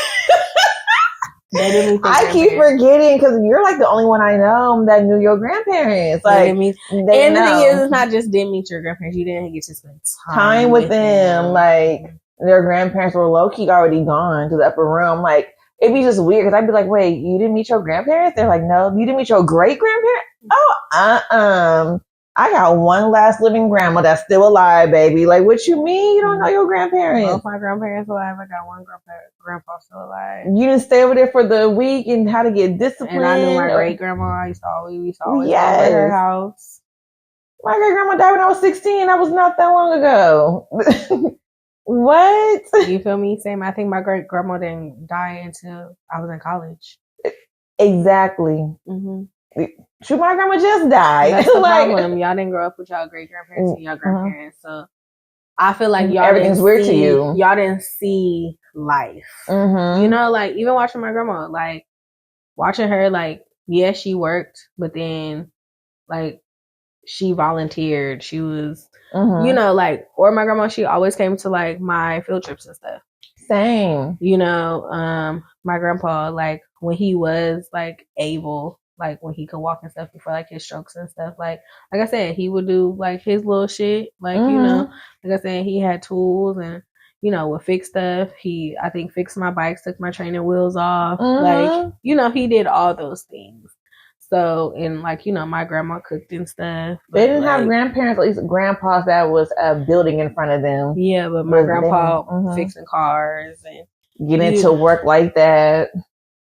Because honestly, the real grandpas, they were the real Bob the Builders. Mm-hmm. They really could have built you a house. And like, granted, like people even cutting the grass. Like my grandma would cut the grass. Like I honestly knew women to cut the grass. No, same. Yeah, ain't that funny? Is that women cut the grass? Yeah, that's what was funny. Is that women really used to cut the grass? Like, they did some labor. That wasn't a like really hard labor job. That was part of like their gardening. Yes, that was part of their gardening. So you messing up their fluff. You trying to exactly. But yeah, like all the other stuff, like wow. Yeah, and that was just life. Like I just saw like, okay, my grandma does this, my grandpa does this. Right. It was like the gender roles that I saw. But it made sense. But also my grandma, it wasn't like she was restricted in any type of way. Like you know what I'm saying? Like it wasn't like she couldn't do certain things or like, oh my God. Like my grandma paid stuff and my grandpa paid stuff. Absolutely. So this 50-50 thing that y'all are talking about is crazy. Because my grandparents were together for I think 75 years. Yeah. And y'all are over here talking about 50-50. And I know for sure my grandma paid bills and my grandpa paid bills. Absolutely. I watched my grandma pay the bills. And he would come home and be like, did you pay this? She'd be like, oh yeah, I already paid for it and dinner is ready. Yeah, and it's not always just his money. Like it was both their money. Like, absolutely. My grandma went to work and she paid for the shit that she paid for. And she always made sure she was still looking good, whatever. And, like I remember because my grandpa, once he got disabled, it was just like Social Security and stuff like that. But yeah, she would be like, okay, it's time to pay this. Oh, grab my money up there. Or, your, whatever. This is how much we paid out of your blah, blah, blah. But they both pay bills. Like, absolutely. Yeah, the woman was, my grandma was in charge of doing the bills, but it wasn't just his money that was paying bills. I also noticed from my grandma, even my mom to this day, they would get ready before their husbands would come home from work. My mom would be dressed up, all that, food is ready. And I'd be like, why you get dressed up? She's like, why not? But it's not even that. The fact that y'all be like, the man paid the bills, also go back in time and remember, women couldn't have bank accounts. Yeah. So where was their money going? To their husband. Absolutely. So why you think your grandpa was really paying all the bills? No, they had a combined bank account where both of their both of their money went. So everybody was paying bills. So where y'all got this fucking idea that women didn't pay bills? Also, there were some women who didn't work. So what fucking bills were they paying? Yes. Security was still provided. But where did women work? Factories, taking care of white women's children. Sometimes maids. They got paid for that. Where do you think the money went? To the husband, your granddaddy. And then how do you think the bills got paid? Oh my God. They're not understanding it because y'all are fucking slow. Y'all are slow, right? Y'all are slow. So why you guys go on social media and rant that I'm not doing 50-50. I'm not doing the actual grandma where her money went. Oh, some of y'all can't. So I'll ask mine for y'all. Exactly. I already asked mine. I saw it. We saw it. How we saw the evolution. She wasn't just pocketing her paycheck. She was putting it in their joint bank account. And they had little checkbooks where they were actually counting every penny. I will say that generation is good with money management. I will say that. So why y'all sitting over here thinking y'all's raggedy ass grandpas and daddies was paying for everything? They was not. No. And also being a mom and a caretaker and of the household, that is a job. So if your mom was at home and your dad was paying for everything, best believe keeping that house together was a job. Wiping your ass was a job. Yes. Okay. Absolutely. The fuck? And then sometimes while you were asleep peacefully, your mom was up waiting for your dad to come home. Yeah, so they can be together, have alone time, and then start all over. Cooking, cleaning, everything was a full-time job. But y'all want a nigga to be around you, pay all the for bills, everything, go to work, take have you a few shopping, jobs, take you Shut the fuck up. Be quiet. Just shut. You know what, girl? But you know what? I have a friend who was all like, "Oh well, my man said he don't want to go 50-50. And I said, okay, that's cool. But what happens when he loses his job or something? She's like, then I'm leaving him. Exactly. And I was like, girl, bye. And first of all, this person, they go 50-50. If anything, she go 80 and he go 20. So So cute story, touching, but I know this person. She's going 80, and I really want to say 90, and he's going 10. It started talking about, oh, I'm going to leave him. You should be leaving now. No, a bitch said, why would I let a man move into my house if he not gonna pay all the bills? So, bitch, you paying 100. If he asks to pay 50, you still rather pay 100. Well, yeah, I'm already taking care of myself, so you wouldn't like to have 50 back in your pocket, 50% of that back in your pocket? Cause that could be your splurge money or other bill. Girl, they not understanding. I hate the girls in this generation, and that's why I side with the boomers when it comes to that particular question. Okay, because honestly, my mom is very happy with my dad. Like, my grandma was very happy with my grandpa. But these girls today, like you said, you don't want that 50 back in your pocket. Oh, I would love to have 50% of my rent back in my pocket. And he can't pay 100, then why the fuck would he be around? Well, why he moving in? And then you're not going to cook? Because my homegirl said, oh, I don't cook for him. If there's food available, he can have some. Girl. Oh, my God. I'm sorry. I know he does not crush, but baby gets fed. Okay? He gets fed. My man gonna get fed either way. I even had a homegirl, I remember, she was takeout queen. As she like started getting serious with her man, and now that they're married, like, I remember when she started cooking, she was like, oh, girl, I had to start cooking. Like, I got to keep my man. And I said, okay, because correct. And that's just like her mom and her dad were divorced, but then her mom got remarried. And you just saw, like, it did not matter. Like, yeah, her husband cooked sometimes, but like, it was still very much like wife, husband, like wife and husband duties. Like, they were a little bit eccentric, I guess, for the time, or like, you know, that's, you know, people, like, when we were growing up, like, people were very much still like black and white. But like, yeah, it was just like, even though her parents were just a little bit more eccentric, hippie or whatever, it was still, you saw those roles in the household. Yeah, because my parents like that. They're very much hippies. And I don't even think everything is a gender role. Everybody needs to play their fucking part. No matter what you decide to do, everybody just needs to learn how to play their part, bro. Absolutely. What are you going to do to contribute to your guys' household and to make your relationship easier for you? Or can you imagine, like how I said, like, if my mom would have never charged me rent and I went from paying $0 to $1,600, how would it feel to have a husband that pays everything and something happened to him and you see how much money gotta go out? That's what I'm saying. Like, the friend that said she would leave her man, I was like, I would never leave, because I want to make sure if my man were to lose his big time job, I still got my money and the house is still taken care of. And, you know, I could tell my man, you know what, babe, you work so hard. Why don't you just take 6 months off of work? Like, everything's covered. The kids are still well fed. You are. Everything's taken care of. Go have a spa day. Go hang out with your boys. And when you're ready to go back to work in those 6 months, go. Like, I don't ever want to be the wife that's just there. Girl, you gonna lose your house? I'm not losing my house. Yeah. Or I remember Tabitha Brown, people got on her when she retired her husband. And she was just, everybody's like, you're stupid, da, da, da. And she was like, I didn't know. It was, the thing is, she was like, she didn't really retire her husband. She retired him from the police workforce that he was doing.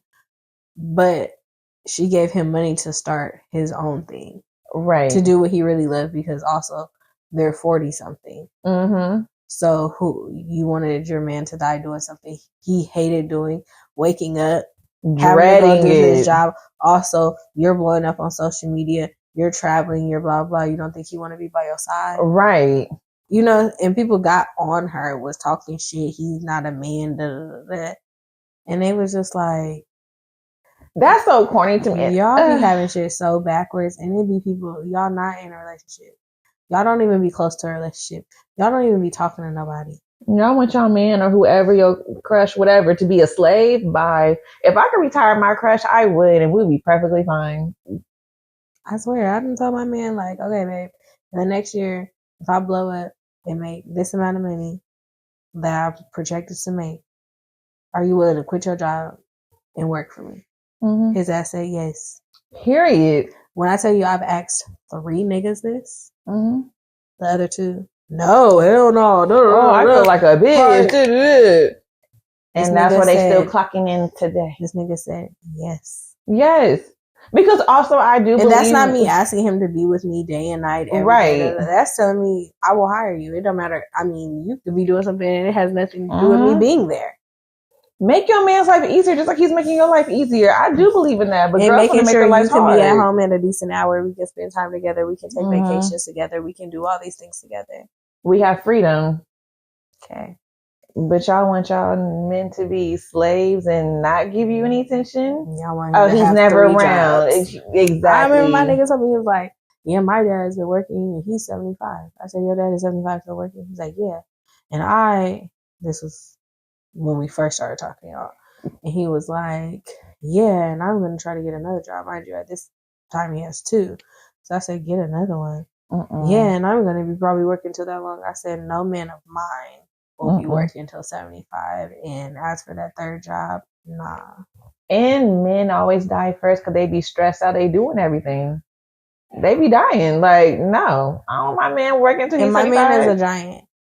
And I feel like giants, they go down fast. Like my grandpa was a giant. And like I said, they slowly just start to deteriorate. Their body breaks down. They're working like slaves. They got to do it all. No, I want my man to have the soft life. A lot of them end up having like heart problems and stuff like that. So I was like, no, you won't. I mean, not if you plan on being with me. No, you won't. No, you will have the soft life if you're with me. Yeah.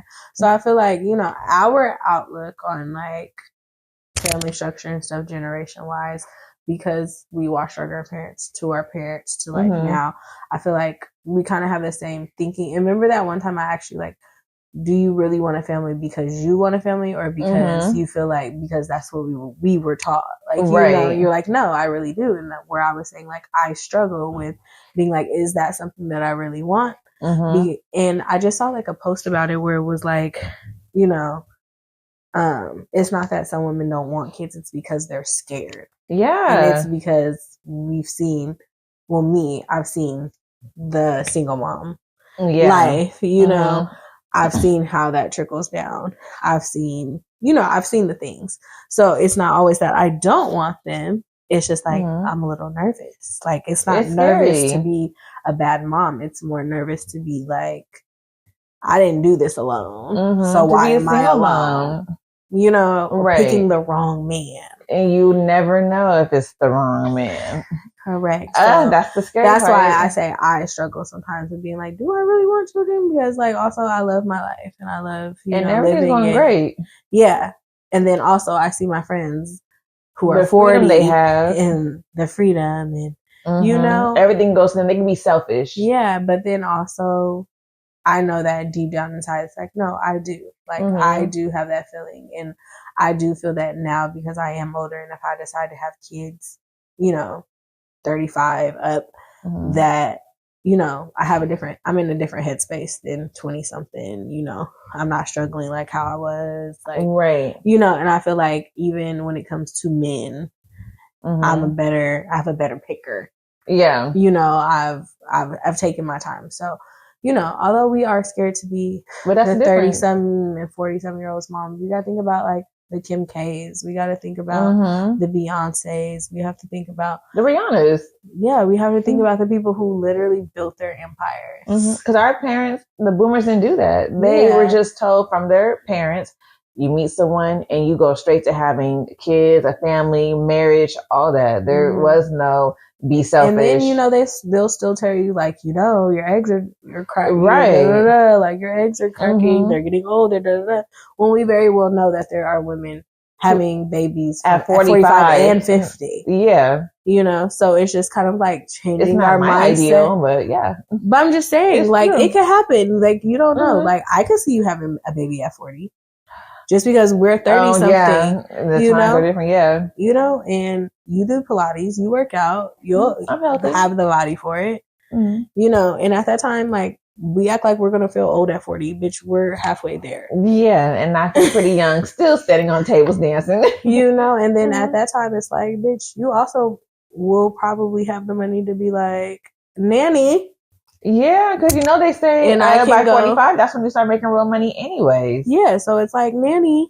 Yeah. Okay. Like, yes, I'm with my child, but I'm also able to live my life. you know, I'm also able to spend time with my husband, or we're able to pay for the nanny to come on vacation with us. And see, the boomers didn't believe in that type of lifestyle. Yeah, there was where no it's like- nanny, none of and that. where those things actually give you the ability to be a good parent, Yep. to be a present parent, Mm-hmm. you know, without trying to be everywhere Superwoman. at once. You know, you do have somebody to help get that child ready. Mm-hmm. And while That extra support dad is at work matters. and you're able to make food Mm-hmm. and make sure everything is together and you're not going crazy. That's also for your mental health. Because we watched our You parents know? go through that. My mom was a stay-at-home mom, so she's getting me up early in the morning. Well, first I'm waking up at And 6 you in the can't morning. complain. All that, you can't complain. Like, she has to just do everything. Yeah, I'm because a that newborn. is your job. Mm-hmm. You know what I'm saying? So when they be like, "Oh, the man pays for everything," well, honey, I'm here doing this free labor. Yeah, I'm doing watching your kid, I'm taking doing care of this your free kid, labor, cooking for you. So the least Mm-hmm. you could do is pay the bills. And that's the least. That's the least. It's literally least. Yeah, so I feel like, I see one side of it. Mm-hmm. Like, don't let no man play with you. Absolutely. But also, remember what you're asking for and remember what role you play in that. Mm-hmm. Are you willing to sacrifice the certain things and the certain freedoms and stuff you have to make sure that you have somebody that's taking care of all the important things in life? Mm-hmm. Are you ready for that? Because if not, let it go. Because the type of respect that you want someone to have for you, they're probably going to ask for that, if not a little bit more. As the man should, especially or whoever should. In this economy, absolutely. I don't have time to play. Mm-hmm. I don't have time to play. No. You know what I'm saying? So yeah. Yeah, no, I agree. Because this guy that I had on a date with, he was just like, I have money, but I'm not about to be paying no woman's bills, and we're not serious. These women want me to pay bills on the first date. It was, the one on my TikTok. Mm-hmm. And all the girls were all like, ew, he's disgusting. I'm just like, I don't know. He didn't say nothing wrong. He just said he's not about to be with a girl that he has to pay all her bills. And if you're a woman looking for a man to pay all your bills, and why would I pay your bills? Like, you clearly don't know how to be financially responsible. Bitch, are you ready to get on your knees every night? Bitch, are you ready for that? Are you ready to wake up before your nigga wake up and make his lunch? Breakfast too, by the way. Are you ready for that? And dinner better be thawing out and while all that's going on. Are you ready for that? Monday through Sunday. Not Monday through Friday. Monday and when Sunday. They said make sure the house is good, that means the inside and the outside. Mm-hmm. And if there's kids got to be fed too somehow while you're cooking and cleaning. Mm-hmm. And also, we don't want to hear no complaints. No, because when I get off work as a man, I just want to be silenced. I got to be compressed from that job. I just want to hear, honey, how are you? How was your day? And granted, I will let y'all know that I know reverse relationships where the woman goes to work and the man is the stay-at-home dad. Absolutely. It is the same dynamic. Nigga, this house better be together. The kids better be fed and changed. All that. Mm-hmm. Yeah. I don't know why y'all be sitting here playing like y'all don't know these things. Y'all be wanting y'all cake and eat it too, and that's just not how shit work, okay? It's not how that works. Like, literally, the girls was eating me up in the comments, like, where'd you find him at? I'm like, this man is like, what? 50? I think 48, so close. Mm-hmm. And he's been married before. So it's just like, no, he knows what he's doing. He knows what he's talking about. You can't pay your bills. Why would he pay yours? You're a bad financial decision for him. Yeah. Sorry. And also, I feel like in all relationships, it's always been a add to. It's never been a subtract. You ain't never seen a nigga say, I picked this bitch up off the street. No. No, every bitch, even your grandma, had to have something going for herself. Yes. Like, you know what I'm saying? They were valuable. Yeah, so... and y'all are not fitting the part. Y'all have lost the plot, but I don't even think y'all knew the plot to begin with. I think y'all just saw something and thought that's what it was. Right. Like now, like I said, they're teaching the kids that slavery was, they were just picking cottons and apples for their job. Right. And they got to still go home to their families every night. And they was getting beaten, killed. So right. I feel like this is the same scenario. Y'all have made yourselves think that was the situation. Your grandma was sitting pretty and your grandpa was going to get oily and dirty and stuff, and that just wasn't the situation. Your grandma was running around ragged. Yes. And also, we got to think some of y'all's grandpas and daddies was also not just working, he was working that dick too. Absolutely. And like you said, some of them granddaddies had other children while still married to your grandma. Absolutely. So let's be fucking and still taking care of the bills at the house. And those things are still going on today. Not much has changed, you guys, except for really like the world. Really the world. Yeah. And the world has made us have to adjust to those even changes. When it comes to like relationships.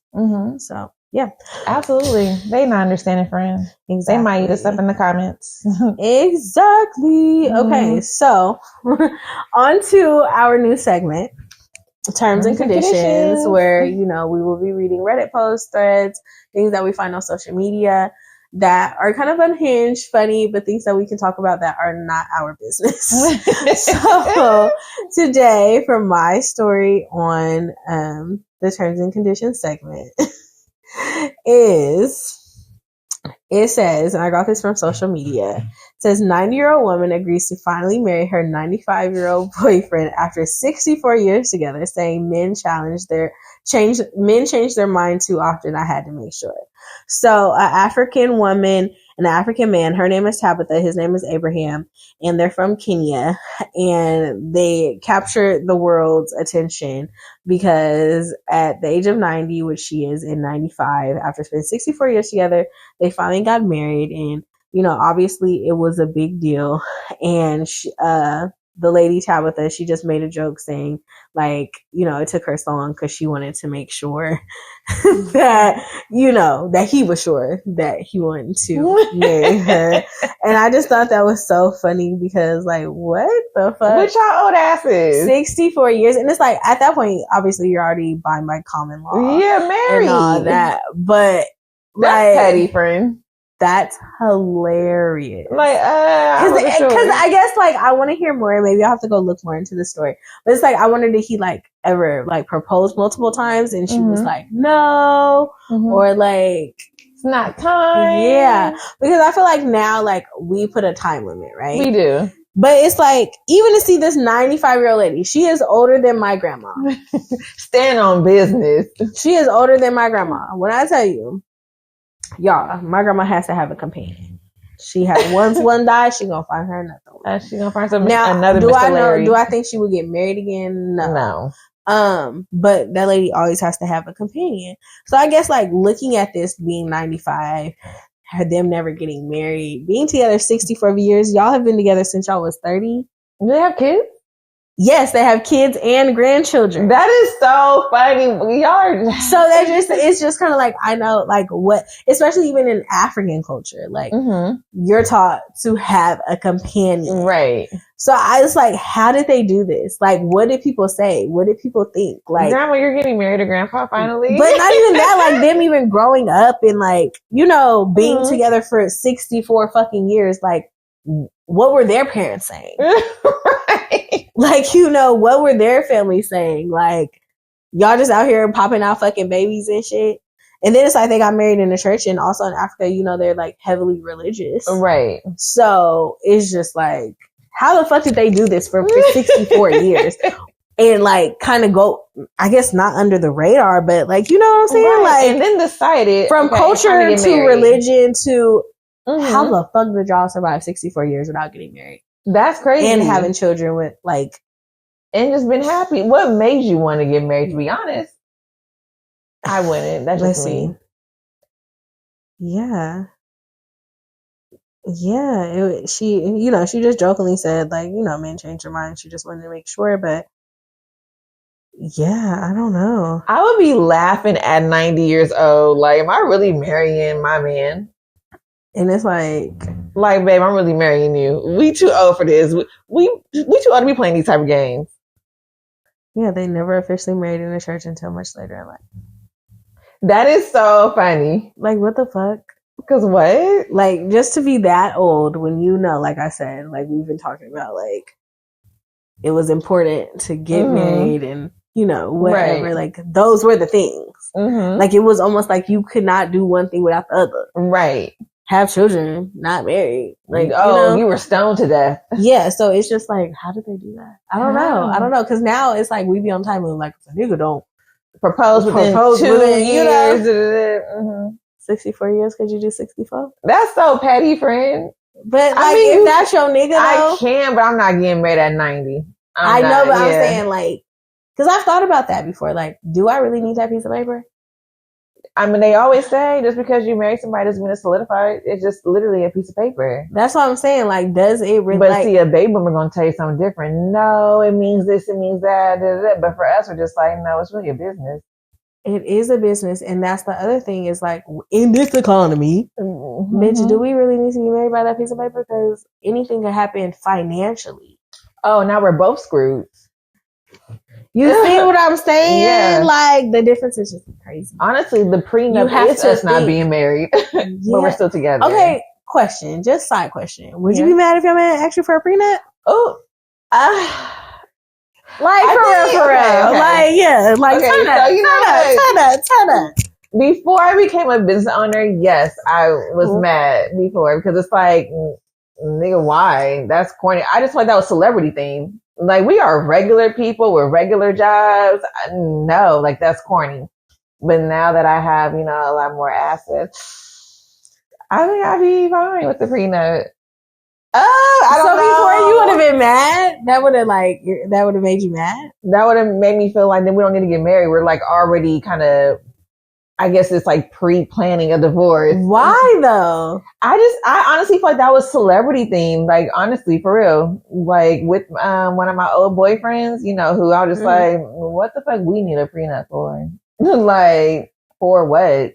Now today, if I was still with him, hell yeah, I get a prenup because nigga was. But you felt like that was pre-planning divorce? Really? Mm-hmm. Like, we're already planning a divorce. Like, me and my homegirl, we just thought that, like, no, that's like pre-planning a divorce. Like, you guys are already deciding, like, what's going to happen. Yeah, like, to me, like, yeah. Like, people don't do enough future planning. I can see that now that I'm older. I wouldn't probably mind a prenup because like, you never know. Like, I'm saying, like, if a nigga was like, yeah, can you sign this prenup? I'm not going to be like, what? Like, I don't know. That's never been something that just made me be like, nah, that's like a nigga saying he don't want to be with me.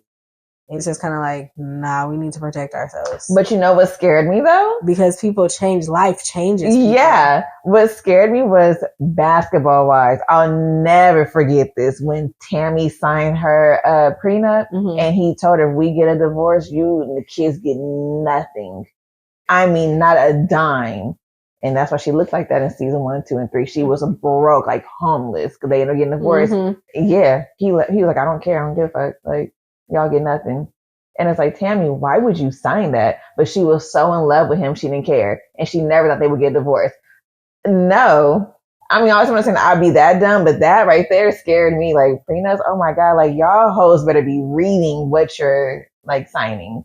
And protect yourself for real. Yeah, I don't know. Like, I get, like, how you're saying, like, at the time, like, if y'all just got regular ass fucking 9 to 5, it's like, nigga, you ain't coming into this shit with nothing. Right. But I just still feel like, yeah, like, even if, like, my nigga was a doctor and, like, I do believe, like, yes, that money before we are married is yours. I agree. Like, everything after that, like, once we start building things, yeah.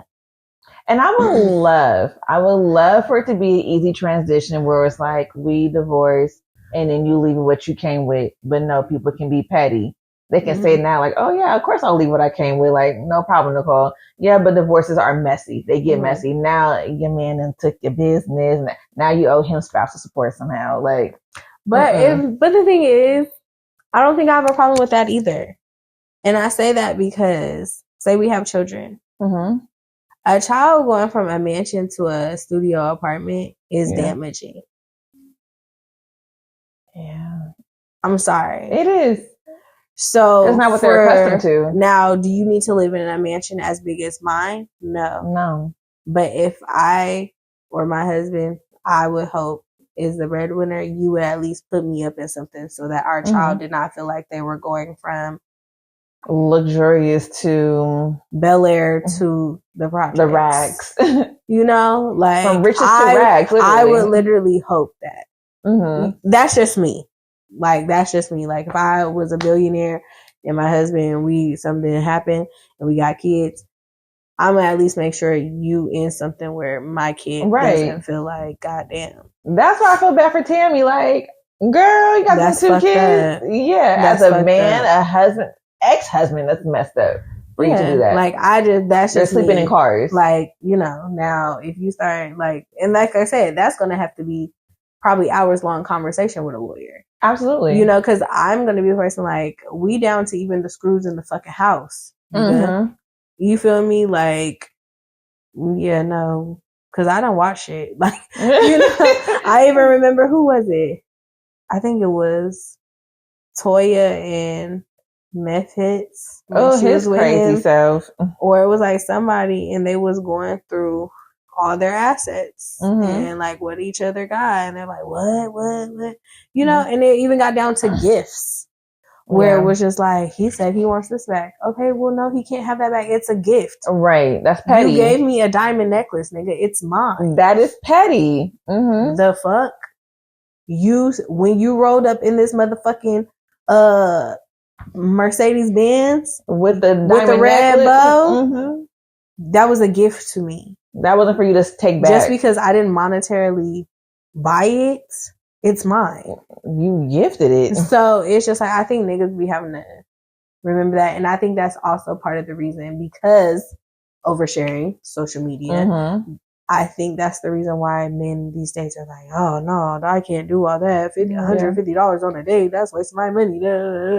Is because we've seen how these things play out in certain situations. Absolutely. Without even knowing backstory, because, we're only getting the edited version of a full situation when it comes to like TV shows and stuff. Is because, like, they're also seeing their favorite rappers and people they idolize going through this thing. So they're just like internalizing it, like, oh, that's going to be my life too. It's not. No, it's not. It's not. But that's why Drea and Orlando want to get married, because she had a point, and I respect her having a prenup, because she's like, well, let's be realistic here. One person's career is very limited, because with football and basketball, they don't play for too long. And then you have someone like me who has a clothing brand or a swimwear brand that can actually go on for a long time. So yeah, a prenup is necessary, but they just couldn't come to terms. And I feel her, like, nigga, your career really ends like at 35. What are you going to do? And they don't know what to do. They become regular people. Not everyone becomes a Kobe and Shaq. Yeah, well, your career could just stop right there, and then that's just it. And then you can't have a million fucking analysts. You can't, like, also it's kind of like you kind of have to start building that career early on. But I feel like where men don't tap into is these fucking luxury brands, especially black men. Y'all be over here like, I'm going to be a football player forever. Nigga, hit up Gucci. Start dressing. So when you get done, guess what? You're looking like motherfucking Ice Spice with Prada. Yeah. You're looking like ASAP Rocky. That nigga don't rap no more. No. That nigga is a bad bitch. He's a bad bitch. He's a bad bitch. Correct. You feel me? You feel me? He's a bad bitch. He models for his woman's brand. Yeah, y'all literally be trying to be still raw. No, nigga, go live the soft life. Go model. Get some soft nigga, life go endorsement. buy a farm. Become a farmer, nigga. My homegirl is one. Like, I literally, it just be like, niggas be wanting to be in the spotlight so fucking bad. And it's like, you don't, just because you play sports, you don't have to continue. Go do something else. Like, go do literally anything else. And just make money because that way. You have the money to do so. If you open up a farm, nigga, you're feeding people. People gotta eat. People are going to pay for food. You need food to survive. And then because you have the money, the marketing, to do it, nigga, you can open up a whole grocery store. Grocery stores are never closing. Ever. As much as their prices go up and everything, they're always going to be there. And they're always outsourcing, looking for vendors, people like you to provide the food. Pharmacies. Like, there's just so many things. Even the tech industry, with Chameleonaire and Mims, they're like, oh, we're done rapping. Tech industry, and them niggas is banked up. Why are y'all still rapping and don't want to be electricians? I don't know. Yeah, a lot of y'all, y'all missing the plot, bro. Yes. Y'all missing the plot. Because what? I would be, if I was a man, I'd be making some money. I'm not trying to be a basketball player forever. You can't. It's too much wear and tear on your body. And I just fully believe that there aren't enough of us, y'all, whoever, actually asking married couples questions. I feel like a lot of us, we assume, we see things, we get to nitpick at the things that we would like, we don't like. You're creating a fantasy. Who is really talking to married couples? And I mean longevity, that have seen the test of time and like, you know? Yeah, asking real questions, not no boyfriend, girlfriend questions, because marriage is where it starts to test you.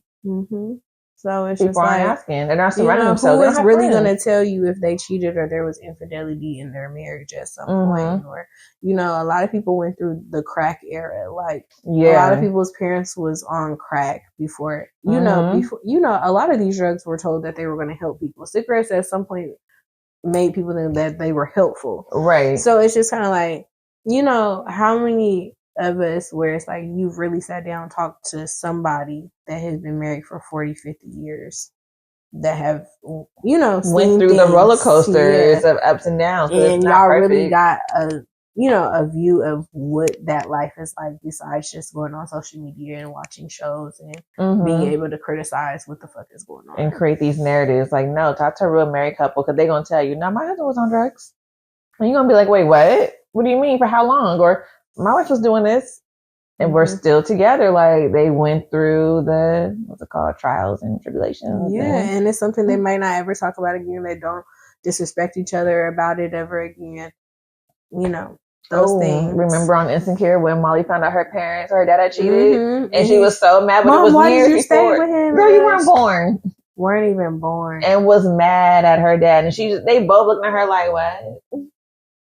And they was like, and this is why we feel like we couldn't tell you because this is happened. how you act.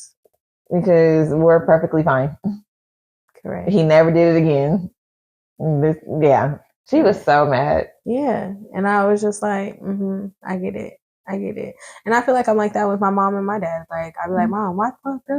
You know what I'm saying? And my mom, she's a boomer. She's like, you stay through those things.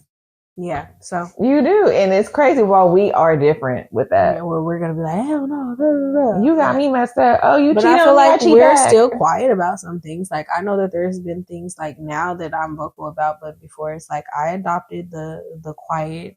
I'll just be quiet and go along with it or whatever. So, in general, or just with a relationship? In a relationship, or just in general, period. Like.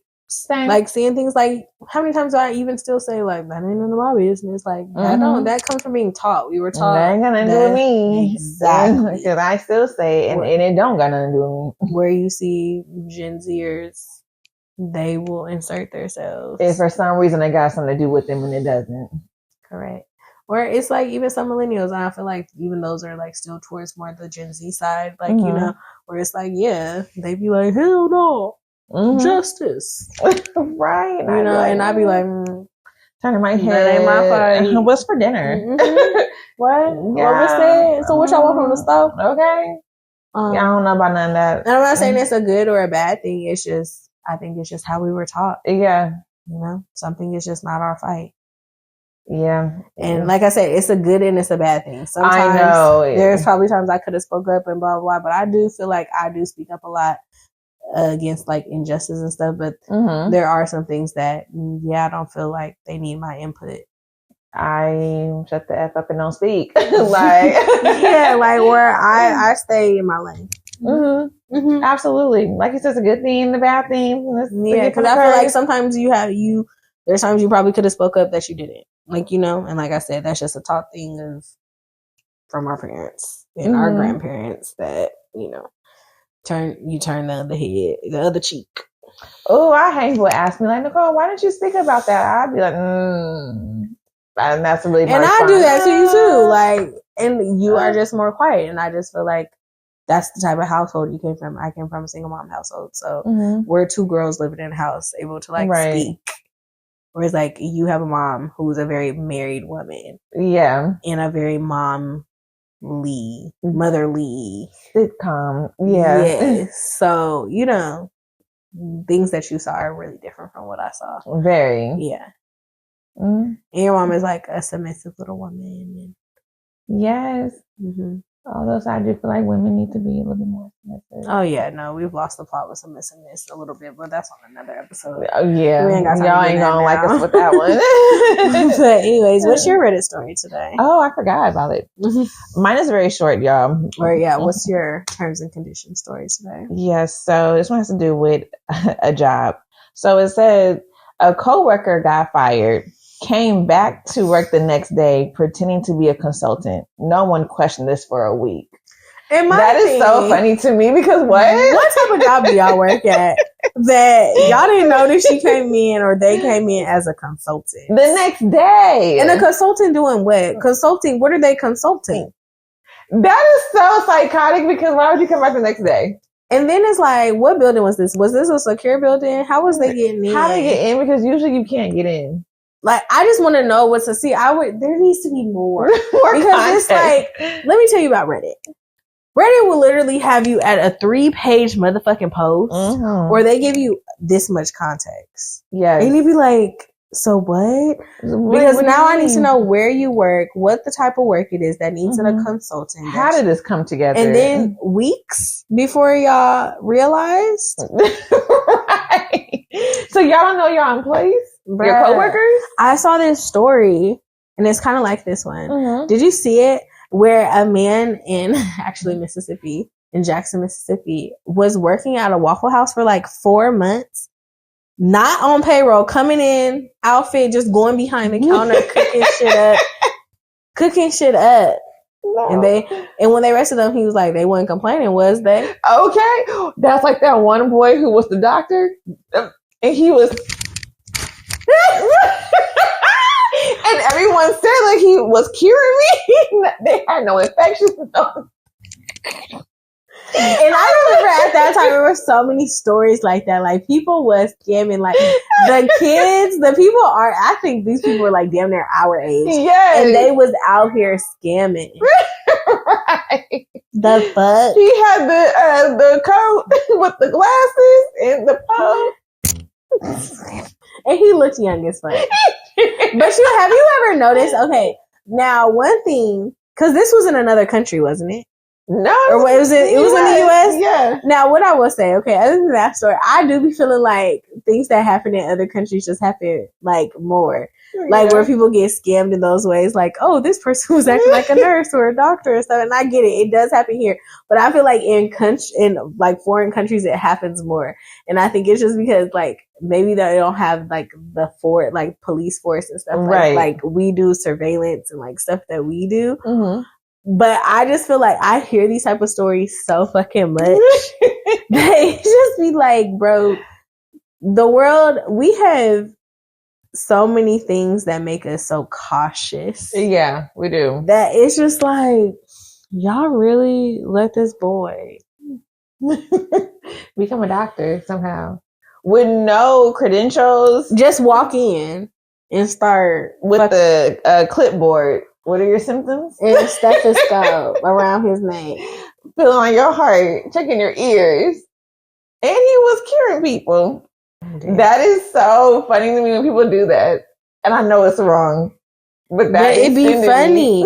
And then it always sucks when it was like, it was actually working.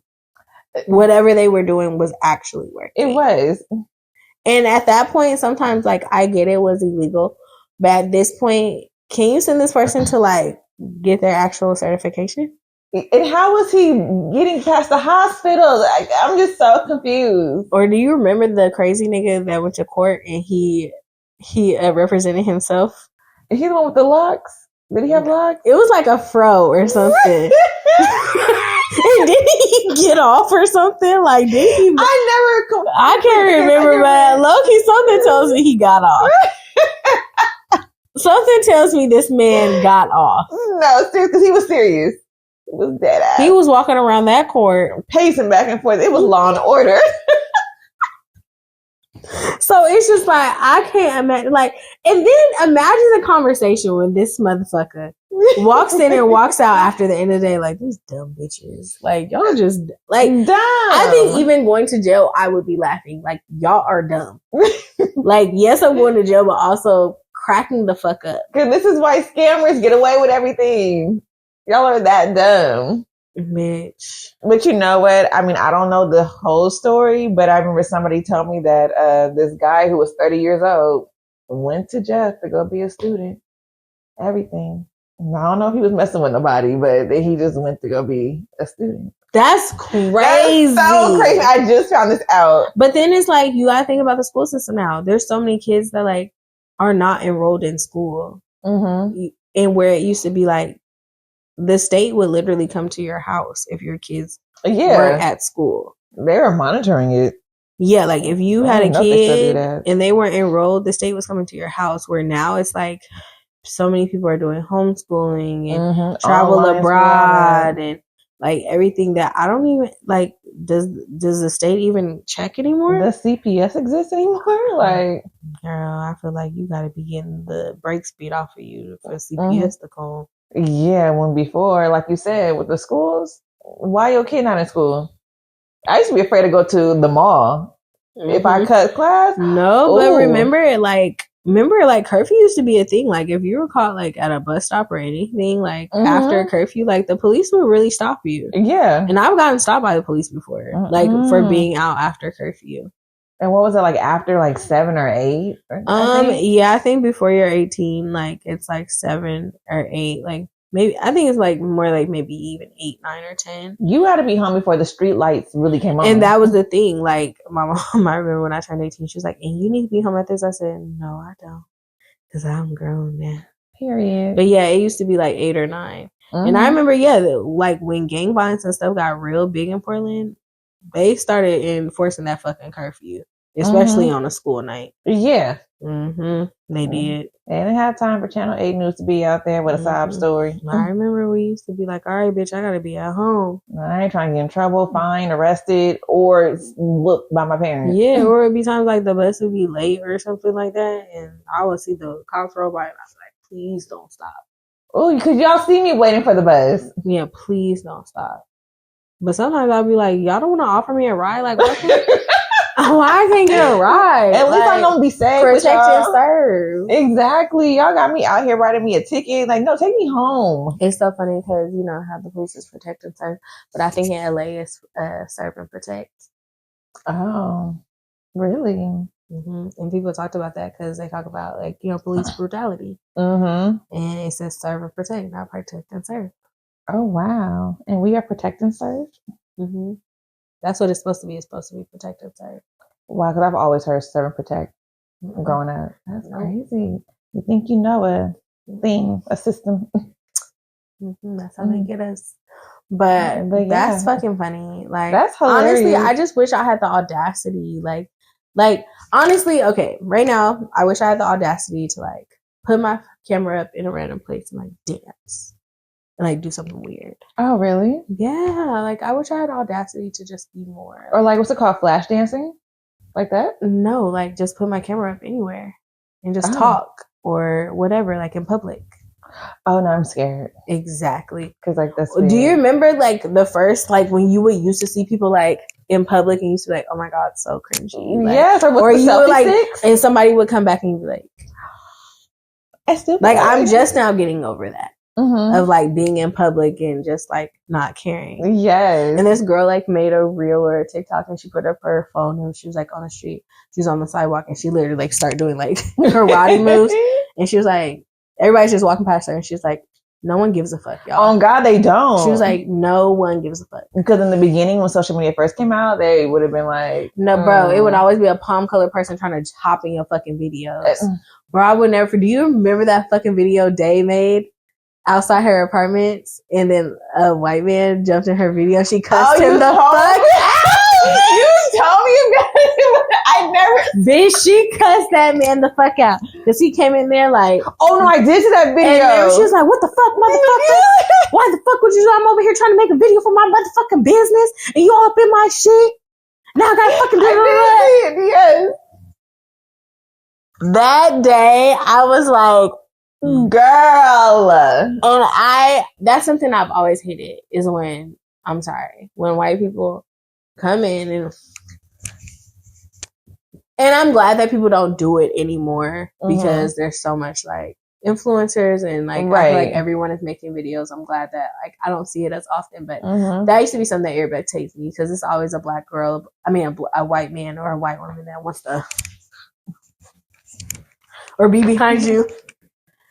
I used to hate that bunny ear shit as a kid. Oh, I hate it.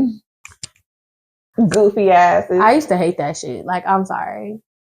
Ooh. Like, you know, like I think I even slapped somebody's hand one time. Like, put that down. Put that shit down. Because do you remember, and it's so corny, but do you remember like even as kids it becoming like a part of bullying? Because like, you know, it would just be like, I feel like kids started just becoming more self-conscious where it'd be like anytime like someone would do something, it would just be like, stop. What the fuck? Right. But no, I hated that shit. Like, bunny ears, like I hated that shit. Oh my god. Because I'm like, bitch, you just ruined the fucking picture. And what did that mean? What was the bunny ears for? Honestly, these people always did it. Yes, blacks did it too, but these people always did it. It was goofy. And it was like, it became like a prank though. And like, they just you would look at a picture and you'd be like, oh my god, you have bunny ears behind me. And I'm like, no, the photo's ruined and it was cute at first. See, that made me want to fight. No, like sometimes that made you want to fight. But then it's just like, just think about all the things. Like, we really used to go to school with full cameras. Have to take them to Walgreens to get the pictures developed. Do you remember being like 6th grade, last day of school, click, click, click, click. Come on, let's get in the photo. Couldn't even see. Had to go to the camera store. Had to go. And then some of the pictures be trash. Oh, the Polaroid camera, if you pressed on it too hard, now your thumb and your thumbprint is green. And so you can't even see the photo now. My dad always did that. Just hold it by the tip and just do that. Kodak camera. Ashton Kutcher was the spokesperson for it. We took our digital cameras to school all the time. Bitch. First of all, we got to go see the Jackass movie. Oh, wow. Is Steve-O in it? I don't know, but it's a whole Jackass movie. I just came out. The last, what is it called? The last, whatever. Their final film. I saw that. I said, so why ain't Nicole hit me? You know, I haven't seen Jackass in years. I can't even like tell you what really happens on Jackass because they're like very unhinged, right? Yeah. Extremely unhinged. I just remember Steve-O just being super unhinged. Yeah, bitch. What a time. And their first movie was made in like 2002, 2000. Oh, yeah. I remember. MTV shit. I'm like, oh, shit. I think I might have to go see Jackass. I love Jackass. Like, did I really watch it? No. But like late night TV, if I'm just up, like summertime, that Jackass until I fall asleep. Yeah. And then reruns of Daria, but also reruns of Punk'd. Oh, yes. Oh, I still think about that show. Punk'd was good. I'll never forget when it was just like got to the point where it was just like, who else are they gonna do? I remember Lil Jon was like, is that Ashton Kutcher? And then I just remembered, like, it was that era of, like, or that time, not era, but that time, like, maybe a few years back when they started trying to like, remake everything, when they tried to, like, bring Punk'd back. They can with social media and all that. And they, like, started trying to do all the shit again, and it was just, like, it's just not the same. It's like, not. And I think part of it was us, but I feel like even Gen Zers just, like, they know that we had cooler shit, bro. Yeah, and they want to experience that. And they want to reboot it every time. Also, like, a lot of their parents are our age. Like, a lot of these kids, their parents are millennials. So I feel like their fun ass parents are like, yeah, bro, look at what we used to do. Yes. And they're just like, fuck. Like, they want to redo our songs. Yeah. But I feel like that's every generation. Like, no, because it was Coi Leray talking about, oh, we should redo like Ladies Night, you know, Lil' Kim and Andy Martinez. Bitch, that's a remake of a remake. Bitch. Thank you. And that's the thing. Also, we have to stop letting people in the music industry that do not know music. Because girl, I was so mad. Everyone our age was like, bitch, no. It was fine. It won't be with you, bitch. Now, I can see one with a Lotto, but, you know, Summer. Like, it has to be people, but Coi, it wouldn't be. Not with the baby voice. Boy, it just wouldn't be you, girl. No. Like, you done got with Justin LeBoy and done got beside yourself. Sit the fuck down. Please. I don't Sit like the her fuck music down. anyways. Oh, shit. Oh, I will never forget that fucking concert when it was Tink, Coi Leray, Janae Aiko. That came a few years ago, like 2 years ago. And bitch, when I tell you, everybody walked out when Coi came on. Oh, everybody went to the bar, the bathroom, did everything else to watch that girl. And as soon as I got my drink, Janae was coming on. Okay. But I was like, I'm not going to watch no fucking Coi Leray. No. Oh, no. And it's like, I'm not even trying to hate on her, but she's kind of annoying. And then, like, when I did see her and Justin LeBoy's little interview together or whatever, and she was drunk and he was drunk, and it was just like, I'm not saying you're not a bad bitch, you're very cute. Mm-hmm. But to me, it was just kind of like, Coi, you've been waiting on your moment. Yeah, you can tell. You're not being yourself right now. To me, you was waiting on this moment. Mm-hmm. Like, to show people like, yeah, I bagged a nigga, new titties. A significant nigga, got new titties. Mm-hmm. You know, like, it just, to me, she was just trying to show out. And it was just like, be yourself with your man. Yes. And she was just doing too much. It was just like, yeah, you're finally not with a bum ass nigga, like a trippy red. Why you let that man get on top of you? I can't believe she did that. So disgusting. Yeah. But, I mean. Remember her daddy Benzino, so anyways. No, for real. Anyways, that's all I have for today. You have anything else? No, those were our terms and conditions. So I think my advice today to you guys is, be nicer to your parents. Start to understand things, but also they also need to understand. They need to understand too, But also, I think like they're being hit hard too right now. So for them not to they should be understanding because some of them are losing the jobs that they had for 30 years as well, and, stuff like that. But I just think we all are kind of like button heads, but it's just like same shit, different time. Yeah, it's really same shit, different time. And some of you bitches need to think about this 50-50 thing. Long and hard. I would rather be paying 50 than 100, but that's just me. Yes. And I don't feel like that's giving a man the easy way out because there's other things that definitely need to be done, but let's start there.